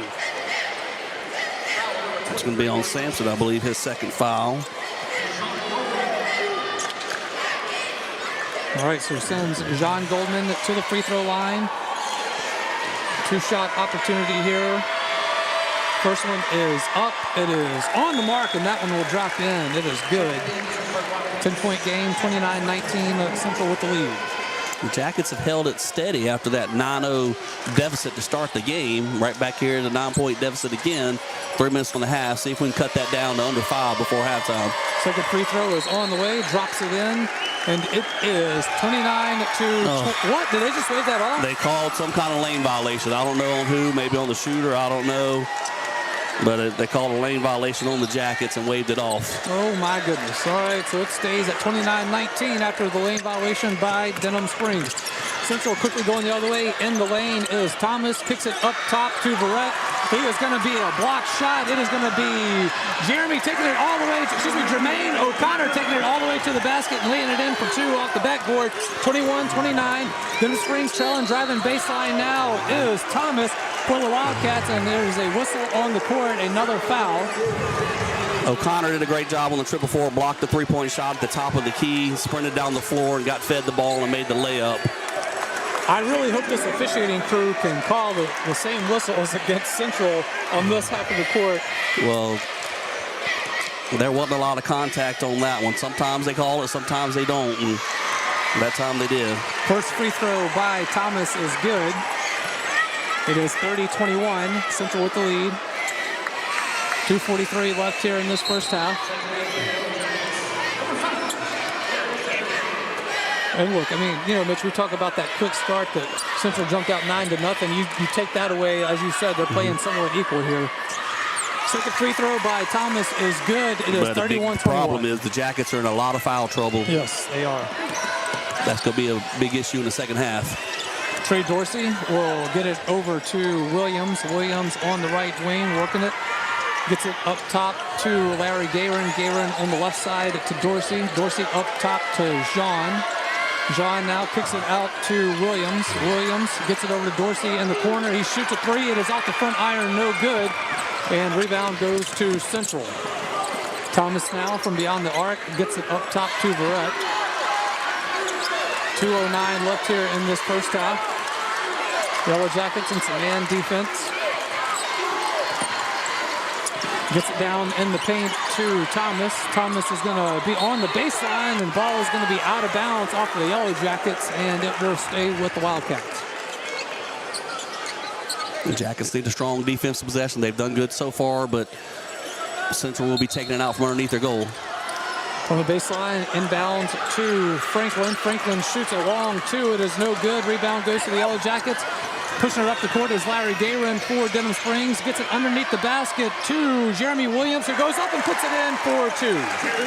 Nice pump fake right there by Williams to finish that one. Yeah, had the pump fake to get Franklin to go by him right there. Was able to put it in. If we get the fast break points like that, kind of helps get that offense going. 23-31, Central leading with a minute and a half left here in this first half. Going down low, it is going to be ball batted around, and a little putback by Central on the miss by Franklin is Rennell for Central. That's the second putback for Rochelle, who's come off the bench and has done a good job. When the offensive shot goes up, he crashes and was able to get up high and put that one in. Ball is going to be knocked loose and stolen by Central, and slamming it down. It is Keith Womack for Central. It is 35-23. Central with the lead. Now on the other side is Jermaine O'Connor for the Yellow Jackets. He is going to take a long two from the right side. It's no good. Rebound goes to Central. Under a minute left here in this first half. 35-23, Central with the lead. From the top is Verrett. Gets it over to Thomas. Thomas on the near side, which is the left side for us. Back in between the circles to Verrett. Looks like Central may hold it for the last shot here as the clock runs with 30 seconds left here in the first half. Verrett's going to have the ball stolen by Williams. Puts it off the backboard and in for two. 35-25 is the score now with 16 seconds left here. Wildcats pushing it up the court. Verrett will drive it from a free-throw line. Jumper off the backboard and in for two. 37-25. Yellow Jackets with 5 seconds left. Has Jean. Jean's going to take it in the lane. He's going to go up and it rolls off the rim. No good. And clock will hit triple zeros, and that will do it for first half action here from Burton Complex. Your halftime score is Central 37, Denham Springs 25. We are back after this timeout. It is Yellow Jackets basketball. Since 1898, the Livingston Parish News, an award-winning media outlet, has served as the news source for our community. The Livingston Parish News is available in print and online at www.livingstonparishnews.com. For complete and comprehensive great insurance rates at State Farm. Because State Farm agent Brandy Robertson is your one-stop shop in Denham Springs for the service you deserve at the price you want. So stop looking around. State Farm agent Brandy Robertson is ready to help. Visit betterwithbrandy.net for your surprisingly great rates today. Brandy Robertson, State Farm Insurance. Like a good neighbor, State Farm is there. Individual premiums will vary by customer. All applicants subject to State Farm underwriting requirements. Your local sporting goods store in Livingston Parish for over 40 years is Sporting Center. Sporting Center has all of your Denham Springs and surrounding school shirts, caps, clothing, and fan gear. Plus, Sporting Center has all of your brand names like Adidas and Russell Athletic. And Sporting Center offers one-on-one customer service. Sporting Center does in-house monogramming, screen printing, and laser engraving. And they can handle all of your advertising, promotional, and sign shop needs. Sporting Center, 205 South Range in Denham Springs. Is always just a tap away. Bank anywhere, anytime with free Bank Plus mobile banking. Pay bills, transfer funds, and check your account day or night with the Bank Plus mobile app. Deposit checks with the snap of a photo. Keep tabs on your account with transaction alerts. Lost your debit card? Disable it instantly from your smartphone. Then turn it back on when you find it. Your bank, your plus. Learn more at bankplus.net. Member FDIC. Welcome back in. Yellow Jackets basketball. It is 37-25, the halftime score here. Central Wildcats leading over the Denham Springs Yellow Jackets. Josh Ward alongside Mitch Covington. As always, we are on Family Radio 91.9 FM on the web at johnfineproductions.com. And if you have been watching there at DS Jacket Vision on YouTube, you know that we cannot show any filming of the game here per LHSAA restrictions. So that's why you are seeing just the score and all that good stuff on your screen there. So we cannot do any filming here from Burton Complex. So, Mitch, that early start for Central, as we talk, 9-0, is really the storyline in this one so far. It is. I was hoping the Jackets might be the team to come out and hit a couple three-pointers early. It was Central that hit a couple three-pointers early on, and I think we had taken one shot at the time because we had 2 turnovers in our first 3 possessions, missed 1 shot. Central had 2 3-point buckets and 2 free throws and was up 9-0 quickly. That doesn't add up to 9 right there. That's 6 points plus 9 at some point. They got the 9-0 though. It was 9-0 before we started scoring ourselves. Since then, been kind of back and forth battle, but we've put ourselves in some trouble here. We've got some foul issues we have to deal with in the second half. We were able to settle down, knock down a few shots. Jean Goldman's doing his best right now to keep us in. He hit 3 3-pointers in the second quarter. Jermaine O'Connor's been doing a good job. He's got 6 points also, kind of helping us keep it there. But the height for Central is getting to us. When we get the ball in the lane, usually in games we get it in the lane and we go up and we finish around the goal. Well, there's a lot of big guys there and jumping up high, and it's hard to get the ball around them. And the balls are bouncing around the rim, not going in. And so if we could find ways to get the 2-point buckets when we get those shots in the lanes. But right now, just those big guys from Central are affecting the shots in the lane, and that's been a difference on our offensive end.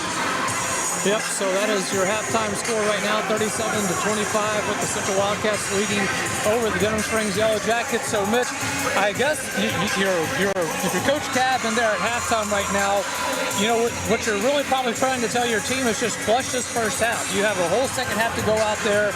This isn't a lead that is insurmountable that you can't come back from, but understand that every possession is going to be so important in the second half, and you've got to start crashing the boards. You can't let them go up there and get those easy rebounds.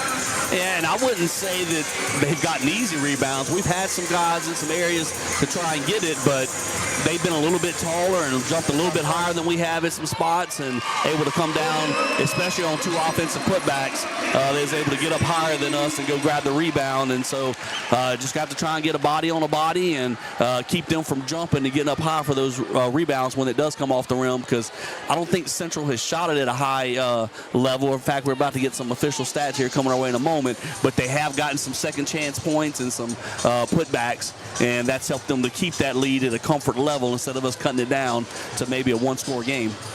Yep, all right, so it is about 4.5 minutes left till the second half. We'll get underway here from Burton Complex here in Lake Charles. Again, 37-25 is the score at the half. We are going to take a timeout. When we come back, we will get you ready for second half action, and Mitch will get you some first half stats. We are back after this timeout. It is Yellow Jackets basketball. Big Mike's Sports Bar and Grill has it going on. Big Mike's has burgers, steaks, seafood, pizza. Florida Boulevard, Denham Springs. Soon to be at the old Albertsons. Fire and water, cleanup and restoration. Surf Pro of Denham Livingston. Springs High School broadcasts on Family Radio 91.9 FM, on the net at johnfineproductions.com, and on YouTube at DS Jacket Vision, are brought to you in part by Duke Seafood and Steakhouse, Brandon Arishu with Smart Move Real Estate, Livingston Parish Clerk of Court Jason Harris, Hunt's Tire Pros and Car Care, Coconut Willie's Daiquiris, Machan and Associates, General Contractors, and Creighton Outpatient Clinic. We thank you for your support and patronage of these local businesses. For all your flooring and carpet needs, it's Floor Store Carpet One. At Floor Store Carpet One, they offer prompt, quality personal service. They'll take care of you right away. The Floor Store Carpet One has an extensive product line: wood, carpet, plastic laminate, ceramic tile, natural stone, countertops, and showers. The Floor Store Carpet One also carries luxury vinyl tile, which many customers rave about, serving the community since 1984. The Floor Store Carpet One, 1/2 mile from the Amite River Bridge on Florida in Denham Springs. Welcome back into the halftime report here from Burton Complex. It is Denham Springs trailing 37-25 to the Central Wildcats in the semifinal action here from Burton Complex. Josh Ward alongside Mitch Covington. All right, Mitch, give us some of those first half stats if you could. Yeah, I'll go on the Central side first. And Jalen Thomas, Keith Womack, and Markel Sampson all have 2 points apiece. Then you have Colin Verrett with 5 points. You have Ked Franklin Jr. and then also Stephen Rennell have 6 points each. And then Jace Conrad leads all scorers right now with 14. He's done a really good job, 5 for 6 from the field. Really got Central going there, especially early in the first quarter. He's got 14 points to lead everyone at half. For the Yellow Jackets, we have that's Sean Goldman with 2 points. We have J.K. O'Connor with 2 points. Jeremy Williams has 4 points. Jermaine O'Connor has 6 points, and John Goldman with 11 points. One of the big difference, though, like I mentioned about the shooting percentages, Central isn't shooting great, but they are getting some second chance points. But at the free throw line, Central's 8 for 11, while the Jackets are only 2 for. Cats in this one as we've got just about a minute left here to go in the second division. Please excuse us momentarily. We were trying to get reconnected. Looks like we are back. Joining us there. Please make sure you get that like and subscribe button for us. Please make sure you get that like and subscribe button for us if you could. And we're going to try to do our best to pull the Yellow Jackets through in this second half. And then there's one more thing to point out we have all the official stats here, and I mentioned the rebounding. Central has 24 total rebounds in the first half. The Yellow Jackets have only 11, so we're definitely getting out rebounded at the moment. Yep. All right, so we are going to get set here, and it is going to be second half action. All right, Mitch, going on. We're trying to work that out for you, but Mitch, you got something. We got to hope Central continues to take some outside shots and doesn't get the ball inside. Sampson and Franklin are both much taller than our defenders that are guarding them. And if they catch it in the lane, we can't do anything but hope to take a charge. And they've done a good job of not moving into us. But they haven't got the ball down them on the block very much. Yellow Jackets with the ball now. It is going to be in the corner. That is to Jeremy Williams. Williams will kick it to the right wing to Jean. Jean back over to Williams. Williams works it up towards the top of the key. Over to Gayron. Gayron in between the circles, goes down low looking for Jean. Jean is going to kick it back out to Gayron. Gayron now up top to Jermaine. Jermaine going to drive it in all the way, and he is going to be fouled as he goes to the goal, and he hits the floor hard, and his teammates go to check up on him there, and he is helped up, and he is fine and ready to go. Got the foul call on Colin Verrett, but that was an example. O'Connor had his man beat and got to the goal. Now Sampson was there for a block. He didn't foul him, but it was Verrett that was chasing a step behind that fouled as we went to the goal. All right, so it will be Jermaine O'Connor on the free throw stripe. Misses that one. That has been not friendly to the Yellow Jackets. If we're making our free throws, it's a 2-point game right now. Yeah. But we're not, and it's an 8-point game. Jermaine O'Connor will try to connect on the second of his 2 here. Got a little delay as Jalen Thomas was tying the shoe for Central. 39-31, Central with the lead. It is 5:12 left in the third here from Burton Complex in Lake Charles. Second free throw is up, and he nails that one. It is 39-32. Yellow Jackets trailing the 2-seed Central Wildcats.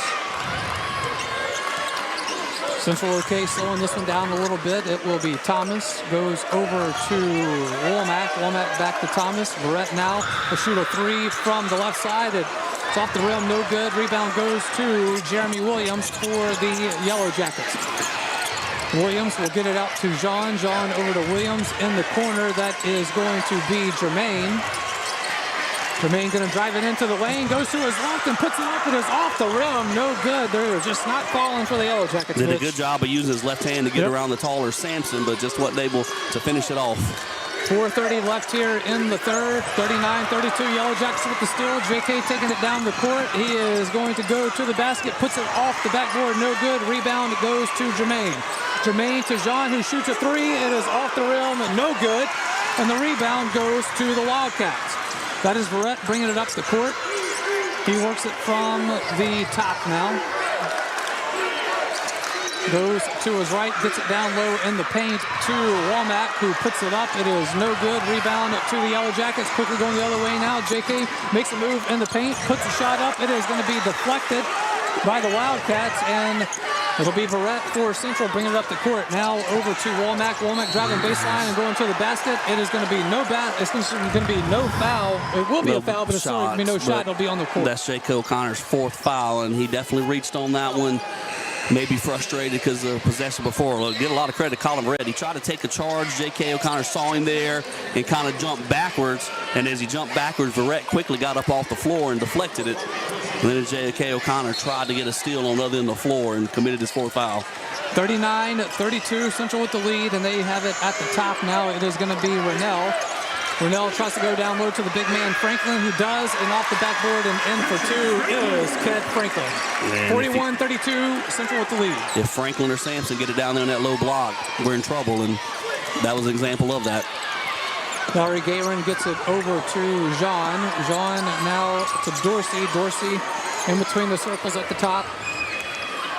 Goes to his right to Williams. Williams up top to Jermaine. Jermaine's going to drive it in the paint, puts it off the backboard. It is no good, and that is going to be a foul. Called a charge on O'Connor. Wow. All right, so Jermaine O'Connor called for the charge, and we'll give the ball to the Wildcats. And that's just story of tonight is we've been able to get the ball into the lane, but we have trouble finishing because of their size, or then that time guy was there to take a charge, and most nights we get the ball that deep near the goal, we're going to get the bucket out of it. In the paint is Franklin. Franklin tries to make a move, wishes the ball, and it will be picked up by the Yellow Jackets. That is Larry Galen bringing it up the court. He gets it across the center court stripe, and the ball is going to go off someone's leg, and it is going now to Central Wildcats' way, and that is Stephen Rennell, who puts it in underneath the basket for 2, and it is 43-32 Wildcats with the lead. Got a reach-in foul called on Stephen Rennell for the Wildcats. Yeah, he picked up the steal, the possession before, got down the floor, made the layup, and tried to get 2 for 2 just then, but picked up the foul in the backcourt. But now Central has opened it back up to 11 points. 43-32, Central with the lead with 2:35 left here in the third. Sean from the top of the key gets it down low to Jeremy Williams, who makes the move, pump fakes, and puts it off the backboard and in for 2. 43-34, 9-point advantage now for the Wildcats. 2:18 left here in the third. It is Thomas for Central, gets it over in the corner to Rennell. Rennell going to shoot a 3. It is off the iron, no good, as that one was short. Rebound goes to the Yellow Jackets. Bringing it up is Jermaine. Jermaine gets it over to Dorsey, who shoots a 3 from the left corner, the right corner, and the ball is going to go out of bounds off of Denham, and it will go to the Central Wildcats with 2:02 left in the third. We kind of baited them into a long 3-point shot right there. If we could. Now, they can knock some down, but I think our best chance is trying to bait them into a few more of those shots and keep them from getting the ball down low around the goal. Wildcats now has Verrett working it from the left side of the beyond the arc, has it to Tingle. Tingle gets it to Thomas. Thomas drives it in. Ball is going to be loose, out of bounds off the Central, and possession will go to the Yellow Jackets. Away toward the sideline, I think. Believe that was Keith Womack that maybe tipped it before it went out of bounds. So possession back to the Jackets. Bringing it up the court is Larry Gayron. He will drive it in the paint, kicks it out to Jean for a three-pointer from the left corner. It is no good off the rim. Rebound to Central. Central going the other way now. We'll get it across the center court stripe as it is Verrett who works it now. Being pressured by Jean. He's going to drive it in. Drives it into the free throw line. Kicks it up top to Tingle. Tingle now out to Thomas. Thomas in the corner to Verrett. Verrett now over to Thomas. Thomas going to drive it in, and he is going to double dribble. Looks like, Thought it was a travel, but he called double dribble. Yep. Because I saw him when he jump stopped, he skidded forward, but at some point there was a double dribble, I guess. Either way, a turnover. Jackets do have it down to 9 with a chance to cut into it a little bit more before we get to this fourth quarter. All right, 34-43 is the score right here as we play it from Burton Complex in the third. Just about a minute left here in the third. 43-34, Yellow Jackets with the ball now. It is Jean. Gets it in the corner to Dorsey. Dorsey goes down to the left block. That is Gayron. Gayron tries to make a move, puts it up, but he's off the backboard. No good. Rebound goes to Kev Franklin for the Wildcats. Full court press is going to be stolen by Gayron, who puts it up, and it gets a nice roll off the rim and will drop in, and it is 43-36. Wildcats with the lead. 35 seconds left here in the third. Going to be a turnover as Conrad went into the paint. Jean's going to have it. Goes behind the back pass to Jeremy Williams, who puts it up and in for two. 38-43. Full court press now by the Yellow Jackets. 20 seconds left here in the third. Ball is going to be... Big defensive run right there by the Jackets. 2 quick turnovers, get it back to the other end and finish it with 2 points. We've cut it down to 5. Dorsey right there tried for a third steal in the road, knocked it away, but it went out of bounds. So Central's got it with 18 seconds left in a 43-38 game. Yep, 18 seconds left here. Central inbound it from the sideline, gets it to Thomas. Thomas from the top with Dean. He is going to kick it out to Conrad from the on the left side. Now it's going to be Verrett who drives it in, and it's going to be an elbow jumper from the left side that falls in. That is good. 38-45, 3 seconds left. From about half court is a three-pointer by Williams, and it hits the backboard and the rim, but it's going to be no good. So we've played 3 here from Burton Complex. 8 minutes away in the conclusion of this one. Stay with us for back after this. It is Yellow Jackets basketball. Personal injury? Warrior A-Bear and On-Gel. Auto accidents? Warrior A-Bear and On-Gel. Workers' compensation? Warrior A-Bear and On-Gel. One law firm can handle all of your legal needs, and you don't have to fight big city traffic to find them. Mark Boyer, Dominic Amato, Lucas Schenk, and Allison Costanza have a team of 12 attorneys ready to assist you. The lawyers at Boyer, A-Bear and On-Gel have invaluable experience that allows them to provide expert legal counsel that's professional, prompt, and productive. Small town values, big city results. Boyer, A-Bear and On-Gel.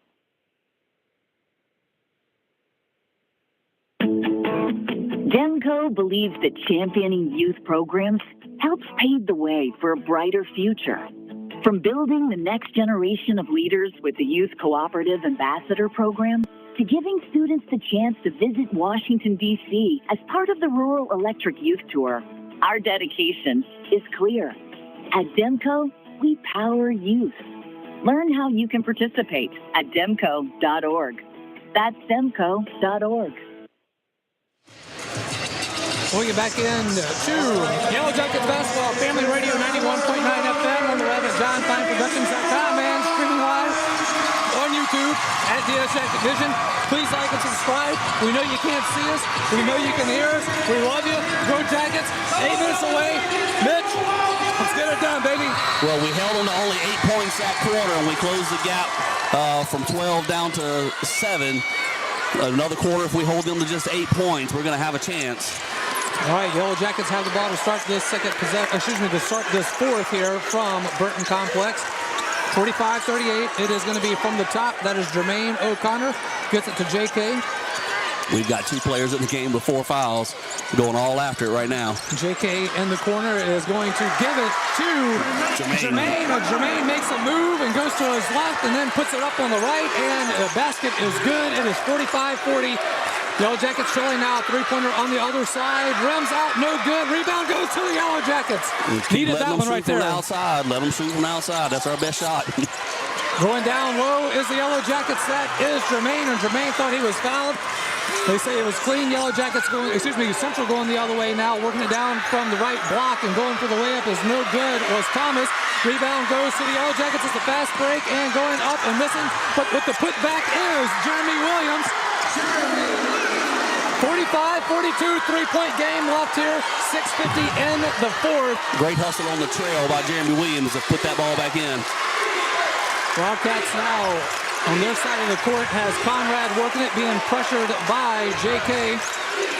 Thomas going to drive it in, kicks it out to Conrad. Now back up top to Thomas. It's going to be a turnover by the Yellow Jackets. It's a fast break. It is Jermaine. He makes a move. Ball is going to be blocked, but then underneath the basket to clean it up is Sean Goldman. And it is a one-point game. We got a timeout on the court. Central will take it. We will take it with them as well. 6:26 left in the fourth, and the Yellow Jackets trailing by just one. Back after this, it's Yellow Jackets basketball. Boyer, Abear, and On-Gel. Auto accidents. Boyer, Abear, and On-Gel. Workers' compensation. Boyer, Abear, and On-Gel. One law firm can handle all of your legal needs, and you don't have to fight big city traffic to find them. Mark Boyer, Dominic Amato, Lucas Schenk, and Allison Costanza have a team of 12 attorneys ready to assist you. The lawyers at Boyer, Abear, and On-Gel have invaluable experience that allows them to provide expert legal counsel that's professional, prompt, and productive. Small-town values, big city results. Boyer, Abear, and On-Gel. Denham Springs High School broadcast on Family Radio 91.9 FM, on the net at johnfineproductions.com, and on YouTube at DS Jacket Vision are brought to you in part by Cypress Pharmacy, the Bee's Knees Children's Boutique, Sport Clips, Forest Grove Plantation, Modad 1 Individual Sewage Treatment System, Denham Springs KOA on Vincent Road, and L. King Company. We thank you for your support and patronage of these local businesses. Welcome back in. Burton Complex with 6:26 left in the game. Yellow Jackets have now cut the deficit to just one. It is 45-44. And Mitch, if the Yellow Jackets keep this second half momentum up, Yellow Jackets going to pull off one heck of a comeback after falling early in this one. After falling behind 9-0. Central was never able to extend. They got the lead to 12 points at one point in the third quarter, but we've kept it close all along. A 6-0 run right here to start the fourth quarter, and it's a one-point game. It is going to be a turnover by the Yellow Jackets. J.K. has it going to the basket, and he is going to be fouled. Free throw line for two. Coming to the free throw line now. JK, what we've done, we've had trouble finishing on the first shot on those fast breaks. Like last time we had a 3-on-1, missed the first one, get the offensive putback because they blocked the first one. That time, JK was taking it 1-on-1, got blocked, but drew the foul at the free throw line, shooting two. All right, J.K. O'Connor at the free throw strike for two. Here is the free throw. It takes a nice roll off the rim as it bounces from the front to the back and drops in, and we are tied up here at 45 apiece. And that is cause for celebration. We were 3 for 10 going into that free throw. Like to see a second one fall for our first lead of the game. Here is the second free throw. It is off the rim, no good, but we are now tied up. Just start over at 0-0 here for the next 6 minutes. Yep. Warmack will work it, kicks it out to Conrad. Conrad going to shoot a three, and he is going to get a nice little touch off the rim there from the right side and drops that one in. It is 48-45. Wildcats back on top. Jace Conrad was a key part of getting them to that big first quarter lead, and he hadn't scored until just then since the first quarter, and there he answered the tie game. On the baseline is going to be a turnover as the ball was loose, and it was Conrad and J.K. fighting for it, and they're going to say that J.K. had the possession of it when he hit the stripe there out of bounds. Yep. That was a big answer by Jace Conrad, this junior for Central.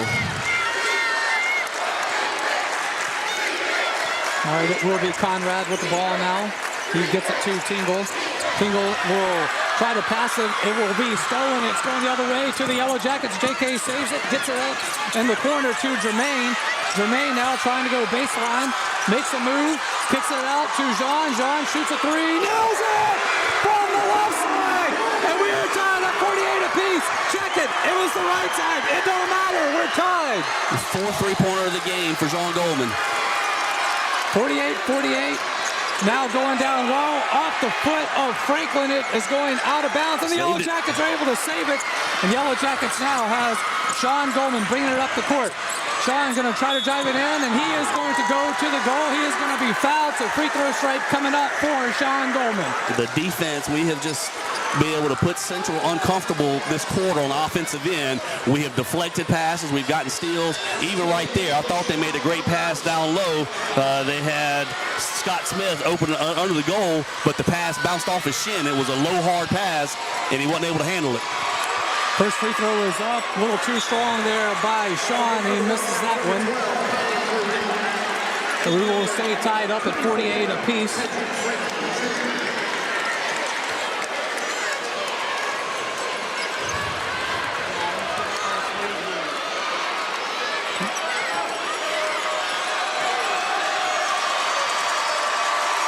Sean's second free throw is off the mark, no good as it hit the back iron, so we will stay at 48 apiece here. And Mitch, free throws are so important, you got to start making those. I would think at some point you would luck one in. Conrad, and they will get it down low to Franklin. Franklin is going to have to pick up his dribble, and somehow they get a pass underneath the basket to Scott Smith. And he is able to finish that one. 2-point game. It is 50-48. Now a three-pointer on the left side from, checked at the right side from Jean. Is no good, and rebound goes to Central. 50-48, Central with the lead. 4:07 try and keep forcing outside shots. Hope they miss. Kicking it up top to Conrad for a three-pointer, and he is going to make that one from the top. And it is 53-48. He's not the one I want to let shoot it, though. He's the only one making them out there for him. J.K. O'Connor now on our court for the Yellow Jackets. Gets it up top to Jermaine. Jermaine's going to drive it in. And it is going to be what they call a kickball. A little reach for Colin Barrett. Okay. Yep. Yep, Colin Barrett's foul. Jace Conrad has answered. He's the one that started the run today. He hit some big shots early in the first quarter before anybody could get going. He had 14 points in the first quarter, scoreless in the second and third, and as soon as we tied the game, he's got 2 3-pointers since then. JK will have it at the top for the Yellow Jackets. Gets it over to Jean. Jean's going to drive it in the paint. Ball is loose, and it's going to go out of bounds off the Central. Are you kidding me? Come on. They said it went out of bounds off of the Yellow Jackets. I sat here and watched it go off of Colin Barrett, but they're not asking me, Mitch. Nope, they don't ask my opinion either. Do you think it went off of Barrett? Was it close? 50-50. I think it went off of Barrett. 53-48. I thought it did too, but I've said enough already. 53-48. Timeout for Central. Couldn't get the ball in bounds. Right. Central's got to take a timeout. 3:33 left here in the fourth. 53-48. Central with the lead. Back after this quick timeout. It is Yellow Jackets basketball. I know gain might apply to football, but not your teeth. If you have toothache pain, gain relief with Dr. Michael Sharola. Emergencies are seen the same day. Dr. Sharola and his staff treat all phases of dentistry, including Zoom whitening procedures. Michael Sharola was an all-state Denham football and baseball player, and you'll feel all-world by visiting him. Call 665-3100 or visit Dr. Sharola in Watson next to the post office.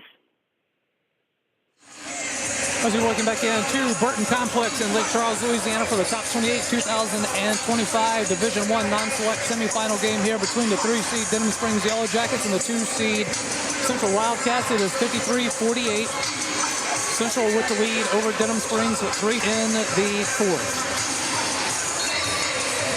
Barrett will inbound it at the baseline. Gets it into Thomas. Full-court press now by the Yellow Jackets. Ball's going to be loose, going to be picked up by the Yellow Jackets. That is Jermaine. Jermaine going to try to make the move. Come on. And it is going to be a charge call on Jermaine O'Connor. I told you before the game that's what Conrad's going to do. And before we got to half court, that referee couldn't wait to call charge. We hadn't even crossed half court yet. He was ready to pump his fist for a charge. Ball will be inbounded to Conrad. He almost looks like he steps out of bounds, and he does. So it will go to the Yellow Jackets. Conrad steps out of bounds right in front of the Denham bench. It's statistically impossible for one kid to be 100% on his taking a charge. Some of those have to be a block. But all I ever see him do is call a charge when he's the kid down there. It is going to be John Goldman inbounds it, gets it to JK. It is a 53-48 game with Wildcats with the advantage right now over Denham Springs. Williams works it from the top of the key. Gets it over in the corner to JK. JK from the right corner drives it baseline. He is going to take a mid-range jumper. It is off the iron. No good. Rebound goes to Central. 3 minutes left here in the fourth. Full court press being put on by the Yellow Jackets. They're going to break it and getting underneath the basket. The ball is blocked momentarily. The putback is no good by Thomas for Central, and the Yellow Jackets are in business. Going the other way now is Jermaine. Drives it in the paint, makes a move. Should have been a block call that time. Rebound. Conrad got his chest all up in O'Connor as he went to the goal. No call. Rebound goes to the Wildcats. It is Franklin now. Gets it to Womack. Womack now over on the left side to Barrett. 2:23 left in the fourth. Barrett drives it in the paint, puts up a little floater, and it ping-pongs off the rim to the front, to the back, and then drops in for two. 55-48. Wildcats with the lead. Time becoming an issue now for the Yellow Jackets. Needing some baskets here. Jeremy Williams from the corner is going to shoot a arc G3, and it is good. Timeout called by the Yellow Jackets. It is a 4-point game, 55-51. Yellow Jackets trailing by 4 back after this timeout. It is Yellow Jackets basketball. If your saving for retirement approach involves the phrase, "I'll get around to it someday," Edward Jones can help. When it comes to meeting your goals, time can be on your side, and there's no better time than now to get started toward your retirement goals. Edward Jones Financial Advisors Scott Landry and Sims White can help. Stop by their office at 179 Del Orleans. That's Scott Landry and Sims White at Edward Jones, 179 Del Orleans, right across from the post office. Edward Jones, making sense of investing. Member SIPC. Demco believes that championing youth programs helps pave the way for a brighter future. From building the next generation of leaders with the Youth Cooperative Ambassador Program to giving students the chance to visit Washington, D.C. as part of the Rural Electric Youth Tour, our dedication is clear. At Demco, we power youth. Learn how you can participate at demco.org. That's demco.org. Welcome back into Yellow Jackets basketball here from the Burton Complex in Lake Charles. It is a 4-point game. Central leading over Denham Springs, 55-51. Excuse me. Big three-point shot there by Jeremy Williams. Just as Central was trying to get some breathing room, open up a 7-point lead, Jeremy Williams knocks down a corner three to cut the lead to 4 points with 2 minutes and 2 seconds left. All right, so it will be inbounds for the Wildcats. It will be Cad Franklin. Gets it over to Conrad. If you're Central, that's who you want to be handling the ball, no doubt, right now. Being pressured by Jean. Conrad loses his feet, is on the floor. Gets it to Franklin. Franklin in the paint, making the move. Goes underneath the basket, and Barrett will put it in for two. It is 57-51. Got a whistle on the court. I'm just going to reset the clock or something. I'm not sure what they... Oh, they got maybe a warning. They tapped the ball after it went through the goal. Probably a delay of game warning. Yeah, absolutely. No foul called anywhere. No foul called. Quick stoppage of play for the official to confer with the red that don't do that. 57-51, minute 30 left here in the fourth. Jeremy Williams gets it to Jermaine. Jermaine kicks it out to Sean, who misses a three from the left corner. This is where we got in trouble last game. We got 3 people trying to trap on the back end, and they had a fast break opportunity that they missed. Like I said, last game it was close, and we just started running around trying to get all the steals, and they got to getting the fast break dunks. Central does a good job of getting the ball out of traps and moving it up the floor quickly. Foul called on Jean that time. So Central inbounded with a minute 18 left in this game, and it is a 57-51 advantage for Central. Yellow Jackets trying to get some pressure here defensively. Now in between the circles from the free throw line to the basket is put in by Barrett, and it is 59-51 with a minute left. Sean going to shoot a long three.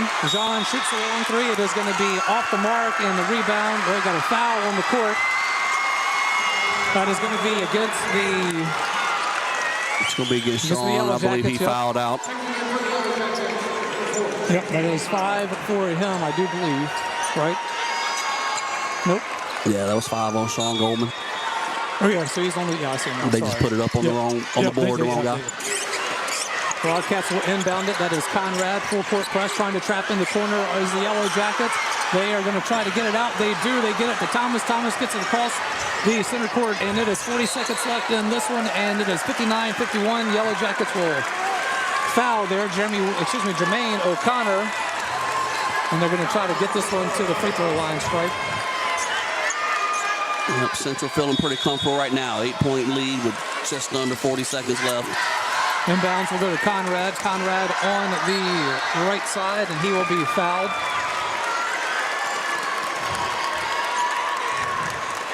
Let's see, the foul they're going to say is on, they called it on, assuming that one's right, that it was on Dorsey.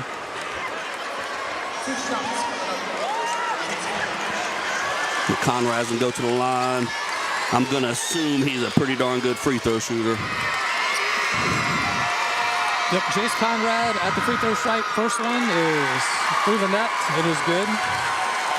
But you really can't be picky when it got down to less than 40 seconds. You kind of had to foul whoever had the ball. 60-51. Central with the lead now. Second free throw by Conrad. That one bounces off the rim, no good. 35 seconds left in a 9-point game. So the Yellow Jackets trail it. It is going to be Jermaine. Jermaine from the paint drops it in for 2. And a timeout called on the court with 27 seconds left. It is 60-53. Central with the lead. We're back after this. It is Yellow Jackets basketball.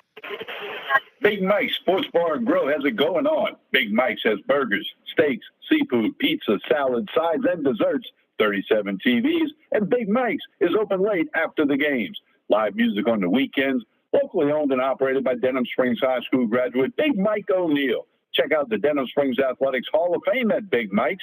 Big Mike's Sports Bar and Grill, 123 Ascom Square in Denham, or delivery through Waiter or Grubhub. Your local sporting goods store in Livingston Parish for over 40 years is Sportin' Center.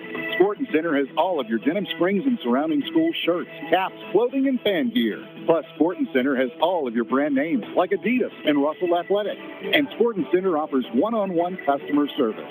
Sportin' Center does in-house monogramming, screen printing, and laser engraving. And they can handle all of your advertising, promotional, and sign shop needs. Sportin' Center, 205 South Range in Denham Springs.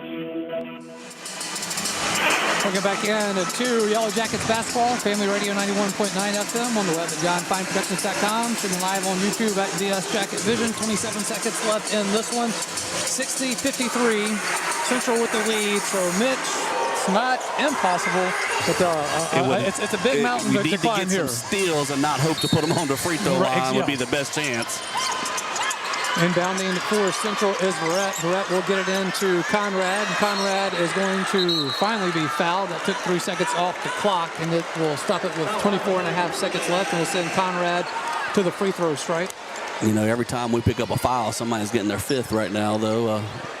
Oh, that was just 4th on Jermaine. I'm sorry. I got one ahead of myself. All right, so that does put Jace Conrad on the free throw line for these two. Here's the first one, and that is a miss off the iron, no good. I gave him the old announcer jinx last night. I'm working a little voodoo over here. Second free throw by Jace is on the way, and here it is, and that one will drop in. So it is 61-53 now. Yellow Jackets will inbound it. They are letting the ball roll as far as they can before Jermaine has to pick it up. He's at the top, kicks it out to Larry Galen, who shoots a 3. It is off the rim. It is no good. Rebound goes to Sampson, and Sampson is going to be fouled with 15 seconds left, and it will send Central to the free throw line strike.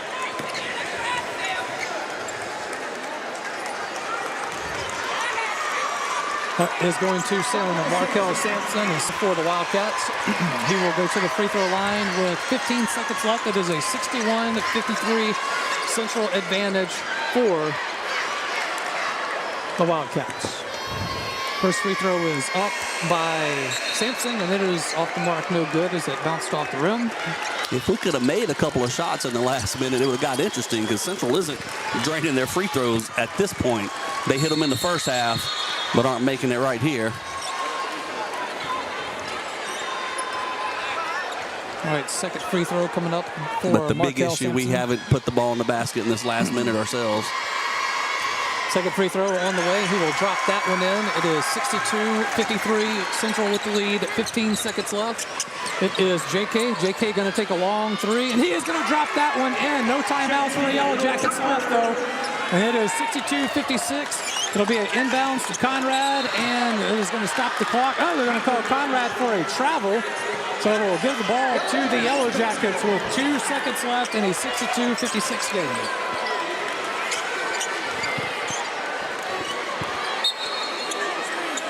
Inbounding now, it is going to be a three-pointer by Chris Gaines, and it is going to be off the mark, and that will make the clock hit triple zeros, and this game will end 62-56. The final here, Central over the Denham Springs Yellow Jackets. And the Yellow Jackets season will come to an end here at Burton Complex in Lake Charles.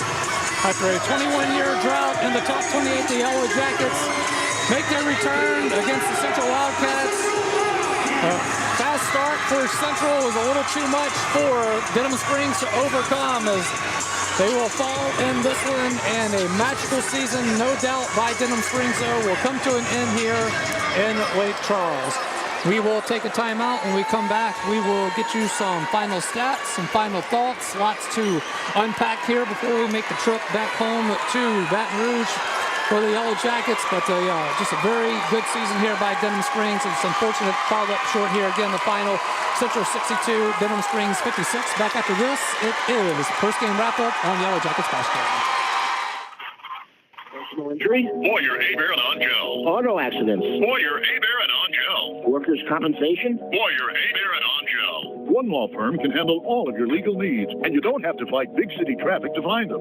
Mark Boyer, Dominic Amato, Lucas Schenk, and Allison Costanza have a team of 12 attorneys ready to assist you. The lawyers at Boyer, Abear, and On-Gel have invaluable experience that allows them to provide expert legal counsel that's professional, prompt, and productive. Small-town values, big city results. Boyer, Abear, and On-Gel. Bank Plus makes it easier to bank. With extended drive-through hours plus 24/7 online and mobile banking, we're here when you need us. Lost your debit card? Get a new one instantly at any Bank Plus location. No waiting for the mail. And interactive teller machines offer drive-up personal service 7 a.m. to 7 p.m. Monday through Friday and 9 a.m. to 1 p.m. Saturdays. Your bank, your plus. Learn more at bankplus.net. Member FDIC. Denham Springs High School broadcasts on Family Radio 91.9 FM, on the net at johnfineproductions.com, and on YouTube at TS Jacket Vision, are brought to you in part by Dr. Chip Bankston and Baton Rouge Orthopedic Clinic, You Safe and Lock, Safe Voyage Tattoo, David Azar Shelter Insurance Company, Liberty Auto Sales, the law office of I.V. Graham, 5-Star Printing, now located next to Big Mike's, and Sport Clips. We thank you for your support and patronage of these local businesses. For all your flooring and carpet needs, it's Floor Store Carpet One. At Floor Store Carpet One, they offer prompt, quality personal service. They'll take care of you right away. The Floor Store Carpet One has an extensive product line: wood, carpet, plastic laminate, ceramic tile, natural stone, countertops, and showers. The Floor Store Carpet One also carries luxury vinyl tile, which many customers rave about, serving the community since 1984. The Floor Store Carpet One, 1/2 mile from the Amite River Bridge on Florida in Denham Springs. Big Mike's Sports Bar and Grill has it going on. Big Mike's has burgers, steaks, seafood, pizza, salad, sides, and desserts, 37 TVs, and Big Mike's is open late after the games. Live music on the weekends. Locally owned and operated by Denham Springs High School graduate Big Mike O'Neill. Check out the Denham Springs Athletics Hall of Fame at Big Mike's. Big Mike's Sports Bar and Grill, 123 Ascom Square in Denham, or delivery through Waiter or Grubhub. Your local sporting goods store in Livingston Parish for over 40 years is Sportin' Center. Sportin' Center has all of your Denham Springs and surrounding school shirts, caps, clothing, and fan gear. Plus, Sportin' Center has all of your brand names like Adidas and Russell Athletic. And Sportin' Center offers one-on-one customer service. Sportin' Center does in-house monogramming, screen printing, and laser engraving. And they can handle all of your advertising, promotional, and sign shop needs. Sportin' Center, 205 South Range in Denham Springs. Looking back in to the post-game wrap-up here from Burton Complex in Lake Charles, Louisiana for the 2025 Division I non-select playoff semifinal. It was 62-56 the final. Central over Denham Springs, and Mitch. Just a really hard-fought game by Denham Springs, but you know that quick start. I think it was 9-0 out the gate for Central was just a lot that Denham Springs was having to fight back from the entire night. They got it back tied up multiple times here in the second half, and then when Central started hitting on all cylinders again, they were pretty unstoppable. Conrad for Central he's a good player. I know that we will talked about it on the way here, just some of the calls that he gets. We did see some of those here tonight, but you know, credit to Central. They've got a good team. Well, definitely all the credit with Central. They played better. They got the job done. Conrad was the difference, actually, for all the big players under the goal that affected us when they were on the defensive end. It was Conrad on the offensive end. 14 points in the first quarter. He went solid. I'm not sure. I know he was out of the game some, resting at points in the second and third, but really didn't make a difference. And in the fourth quarter, as soon as we tied it, he hit 2 3-pointers within the next 3 trips down the floor, I believe, for Central, and opened up a 5-point lead for him. And then he put the game away at the free throw line, or making a couple shots at the end. He's a good player. He was the difference out there when they needed him to get the spark at the beginning of the game and then to finish it off at the end. But as you said, that 9-0 start, we were chasing the whole game. We would get to within 6 points, and Central would score 2 baskets in a row, get back to 10. We'd get it to 7. They might get a bucket, back to 9. Well, finally, we tied it in the fourth quarter, really middle of the fourth quarter, plenty of time left. We had at one stretch a chance with 3 free throws. One time we were shooting the back end of 2 shots to take the lead for a free throw. We missed. Then we got a stop, and then we got fouled. We had 2 free throws, a chance to take the lead. We missed all 3 of those free throws. Ended up never taking the lead on the night, because it was right after those missed free throws that Conrad started hitting threes again, and was able to extend the lead for Central, and they were able to put it away. But it just, like you said, hard fought, man. Great job by the Jackets after falling behind so early, and then 12 points at halftime, and just chip away, made a great run to start the fourth quarter, got a few steals, got a few fast break points, and then it was you say, man, I mean, but that 20-9 was just such a hard mountain to overcome, and yet the Yellow Jackets were still able to do it. And they come up short here in this one, but man, you know what a credit to Coach Cav and his staff and these kids to fight back in this one and make it as close as they were able to, and to tie this one up in the second half after that big early lead by Central. Well, 2 big stats, and we knew one was going to be a big issue. Central out-rebounded us 45-25 for the game. Their height and their size, not just the 2 big post players, but their guards and forwards, whatever you want to call the players' positions, but the other players on the floor are pretty big players as well. They're 6 foot, 6'1", 6'2" maybe, and was able to out-jump us for a couple of rebounds. But the free throw line, now Central ended up the game 11 for 17. They missed a couple in the last 30 seconds, maybe last 40 seconds, but they had the 7-point lead by that point anyway. They were 8 for 11 in the first half, and they finished 11 for 17. But the Yellow Jackets, I mean, you just got to go back and look. We finished the game 4 for 14 at the free throw line. Not that you have to make them all, but let's just say we go 10 for 14, which is just a decent free throw shooting percentage. I mean, we have the lead there in the fourth quarter by 4 or 5 points if we're making free throws, but we didn't knock them down, and that come back to bite us because we weren't able to get over that hump. Yep, I think if I'm reading this right, 28% free throw shooting for Denham Springs, so 64% by Central. That in a nutshell could be the game. And like I said, it was 8 for 11 in the first half for Central as they built that lead and got out to that 12-point halftime lead, and they really only started missing in the last 40 seconds. But they got stops on the other end defensively, and we couldn't cut into that 7-point lead and make it a 4-point, 3-point, 2-point game at that point. All right, Mitch, I got a surprise for you. Darren, I got a surprise for you. Guys, y'all didn't know this? We're doing the Sac Reenactment Central game, too. Oh, we're doing this one, too. I'm kidding, folks. Everybody still listening. We're not doing that. We are, actually, right now, what we're doing is John is trying to track down Coach Cav. Well, I was doing that. I'll go ahead and make a little, I'll cut a little joke right here, or give a little background. But, yeah, I was going to make a joke. Well, we're going to call this game without any game prep at all because, contrary to how I sound sometimes, I do try to do a little homework. And we had mentioned before, I've watched Central play 3 games. Trying to take a lot of charges and things like that. Jeremy Williams for us does a great job of that well. And you mentioned it during the game as we were talking about it and kind of bemoaned it a little bit. I did a couple times. Like, it's just statistically impossible for one kid to get a charge call every single time he hits the floor. There have to be some blocks in there at some point. Like tonight, did the refs ever call a block? They called a charge every time somebody hit the floor. None of them were ever a block, and that's just not realistic. I was talking about that on the way up here, and sure enough, it played out in the game. And sure, some of them were definitely some charges, but I had disagreements with 2 for sure. I'm remembering specifically in my head, but it's just kind of funny that we try to do a little research. So I've watched Central play, I've watched Denham play, of course, and kind of have an idea of what to look for and what to see. And we had mentioned coming up here, the charge or block call is going to be really important tonight. And we picked up a lot of fouls early on, and several of them were charge calls. And now give credit to all the players. Jeremy Williams gets a lot of charge calls with defense. Central players are trying to take charge when you're coming down the floor. If the refs are going to call a charge, get after it and try and get underneath the guy and follow the floor and let him make the call. But like I said, that wasn't the difference in the game. The difference in the game was Central out-rebounded us by 20. Central made free throws when they had to. And as soon as we got within shouting distance, or not shouting distance, tied the game, but at the beginning of the game in the fourth quarter, Jace Conrad stepped up and took over the game for Central. And that's where all the credit goes. Did we ever lead at that point? We were always tied, right? We were always tied. Well, I said we missed 3 free throws in a row at one point when we had a chance to take lead.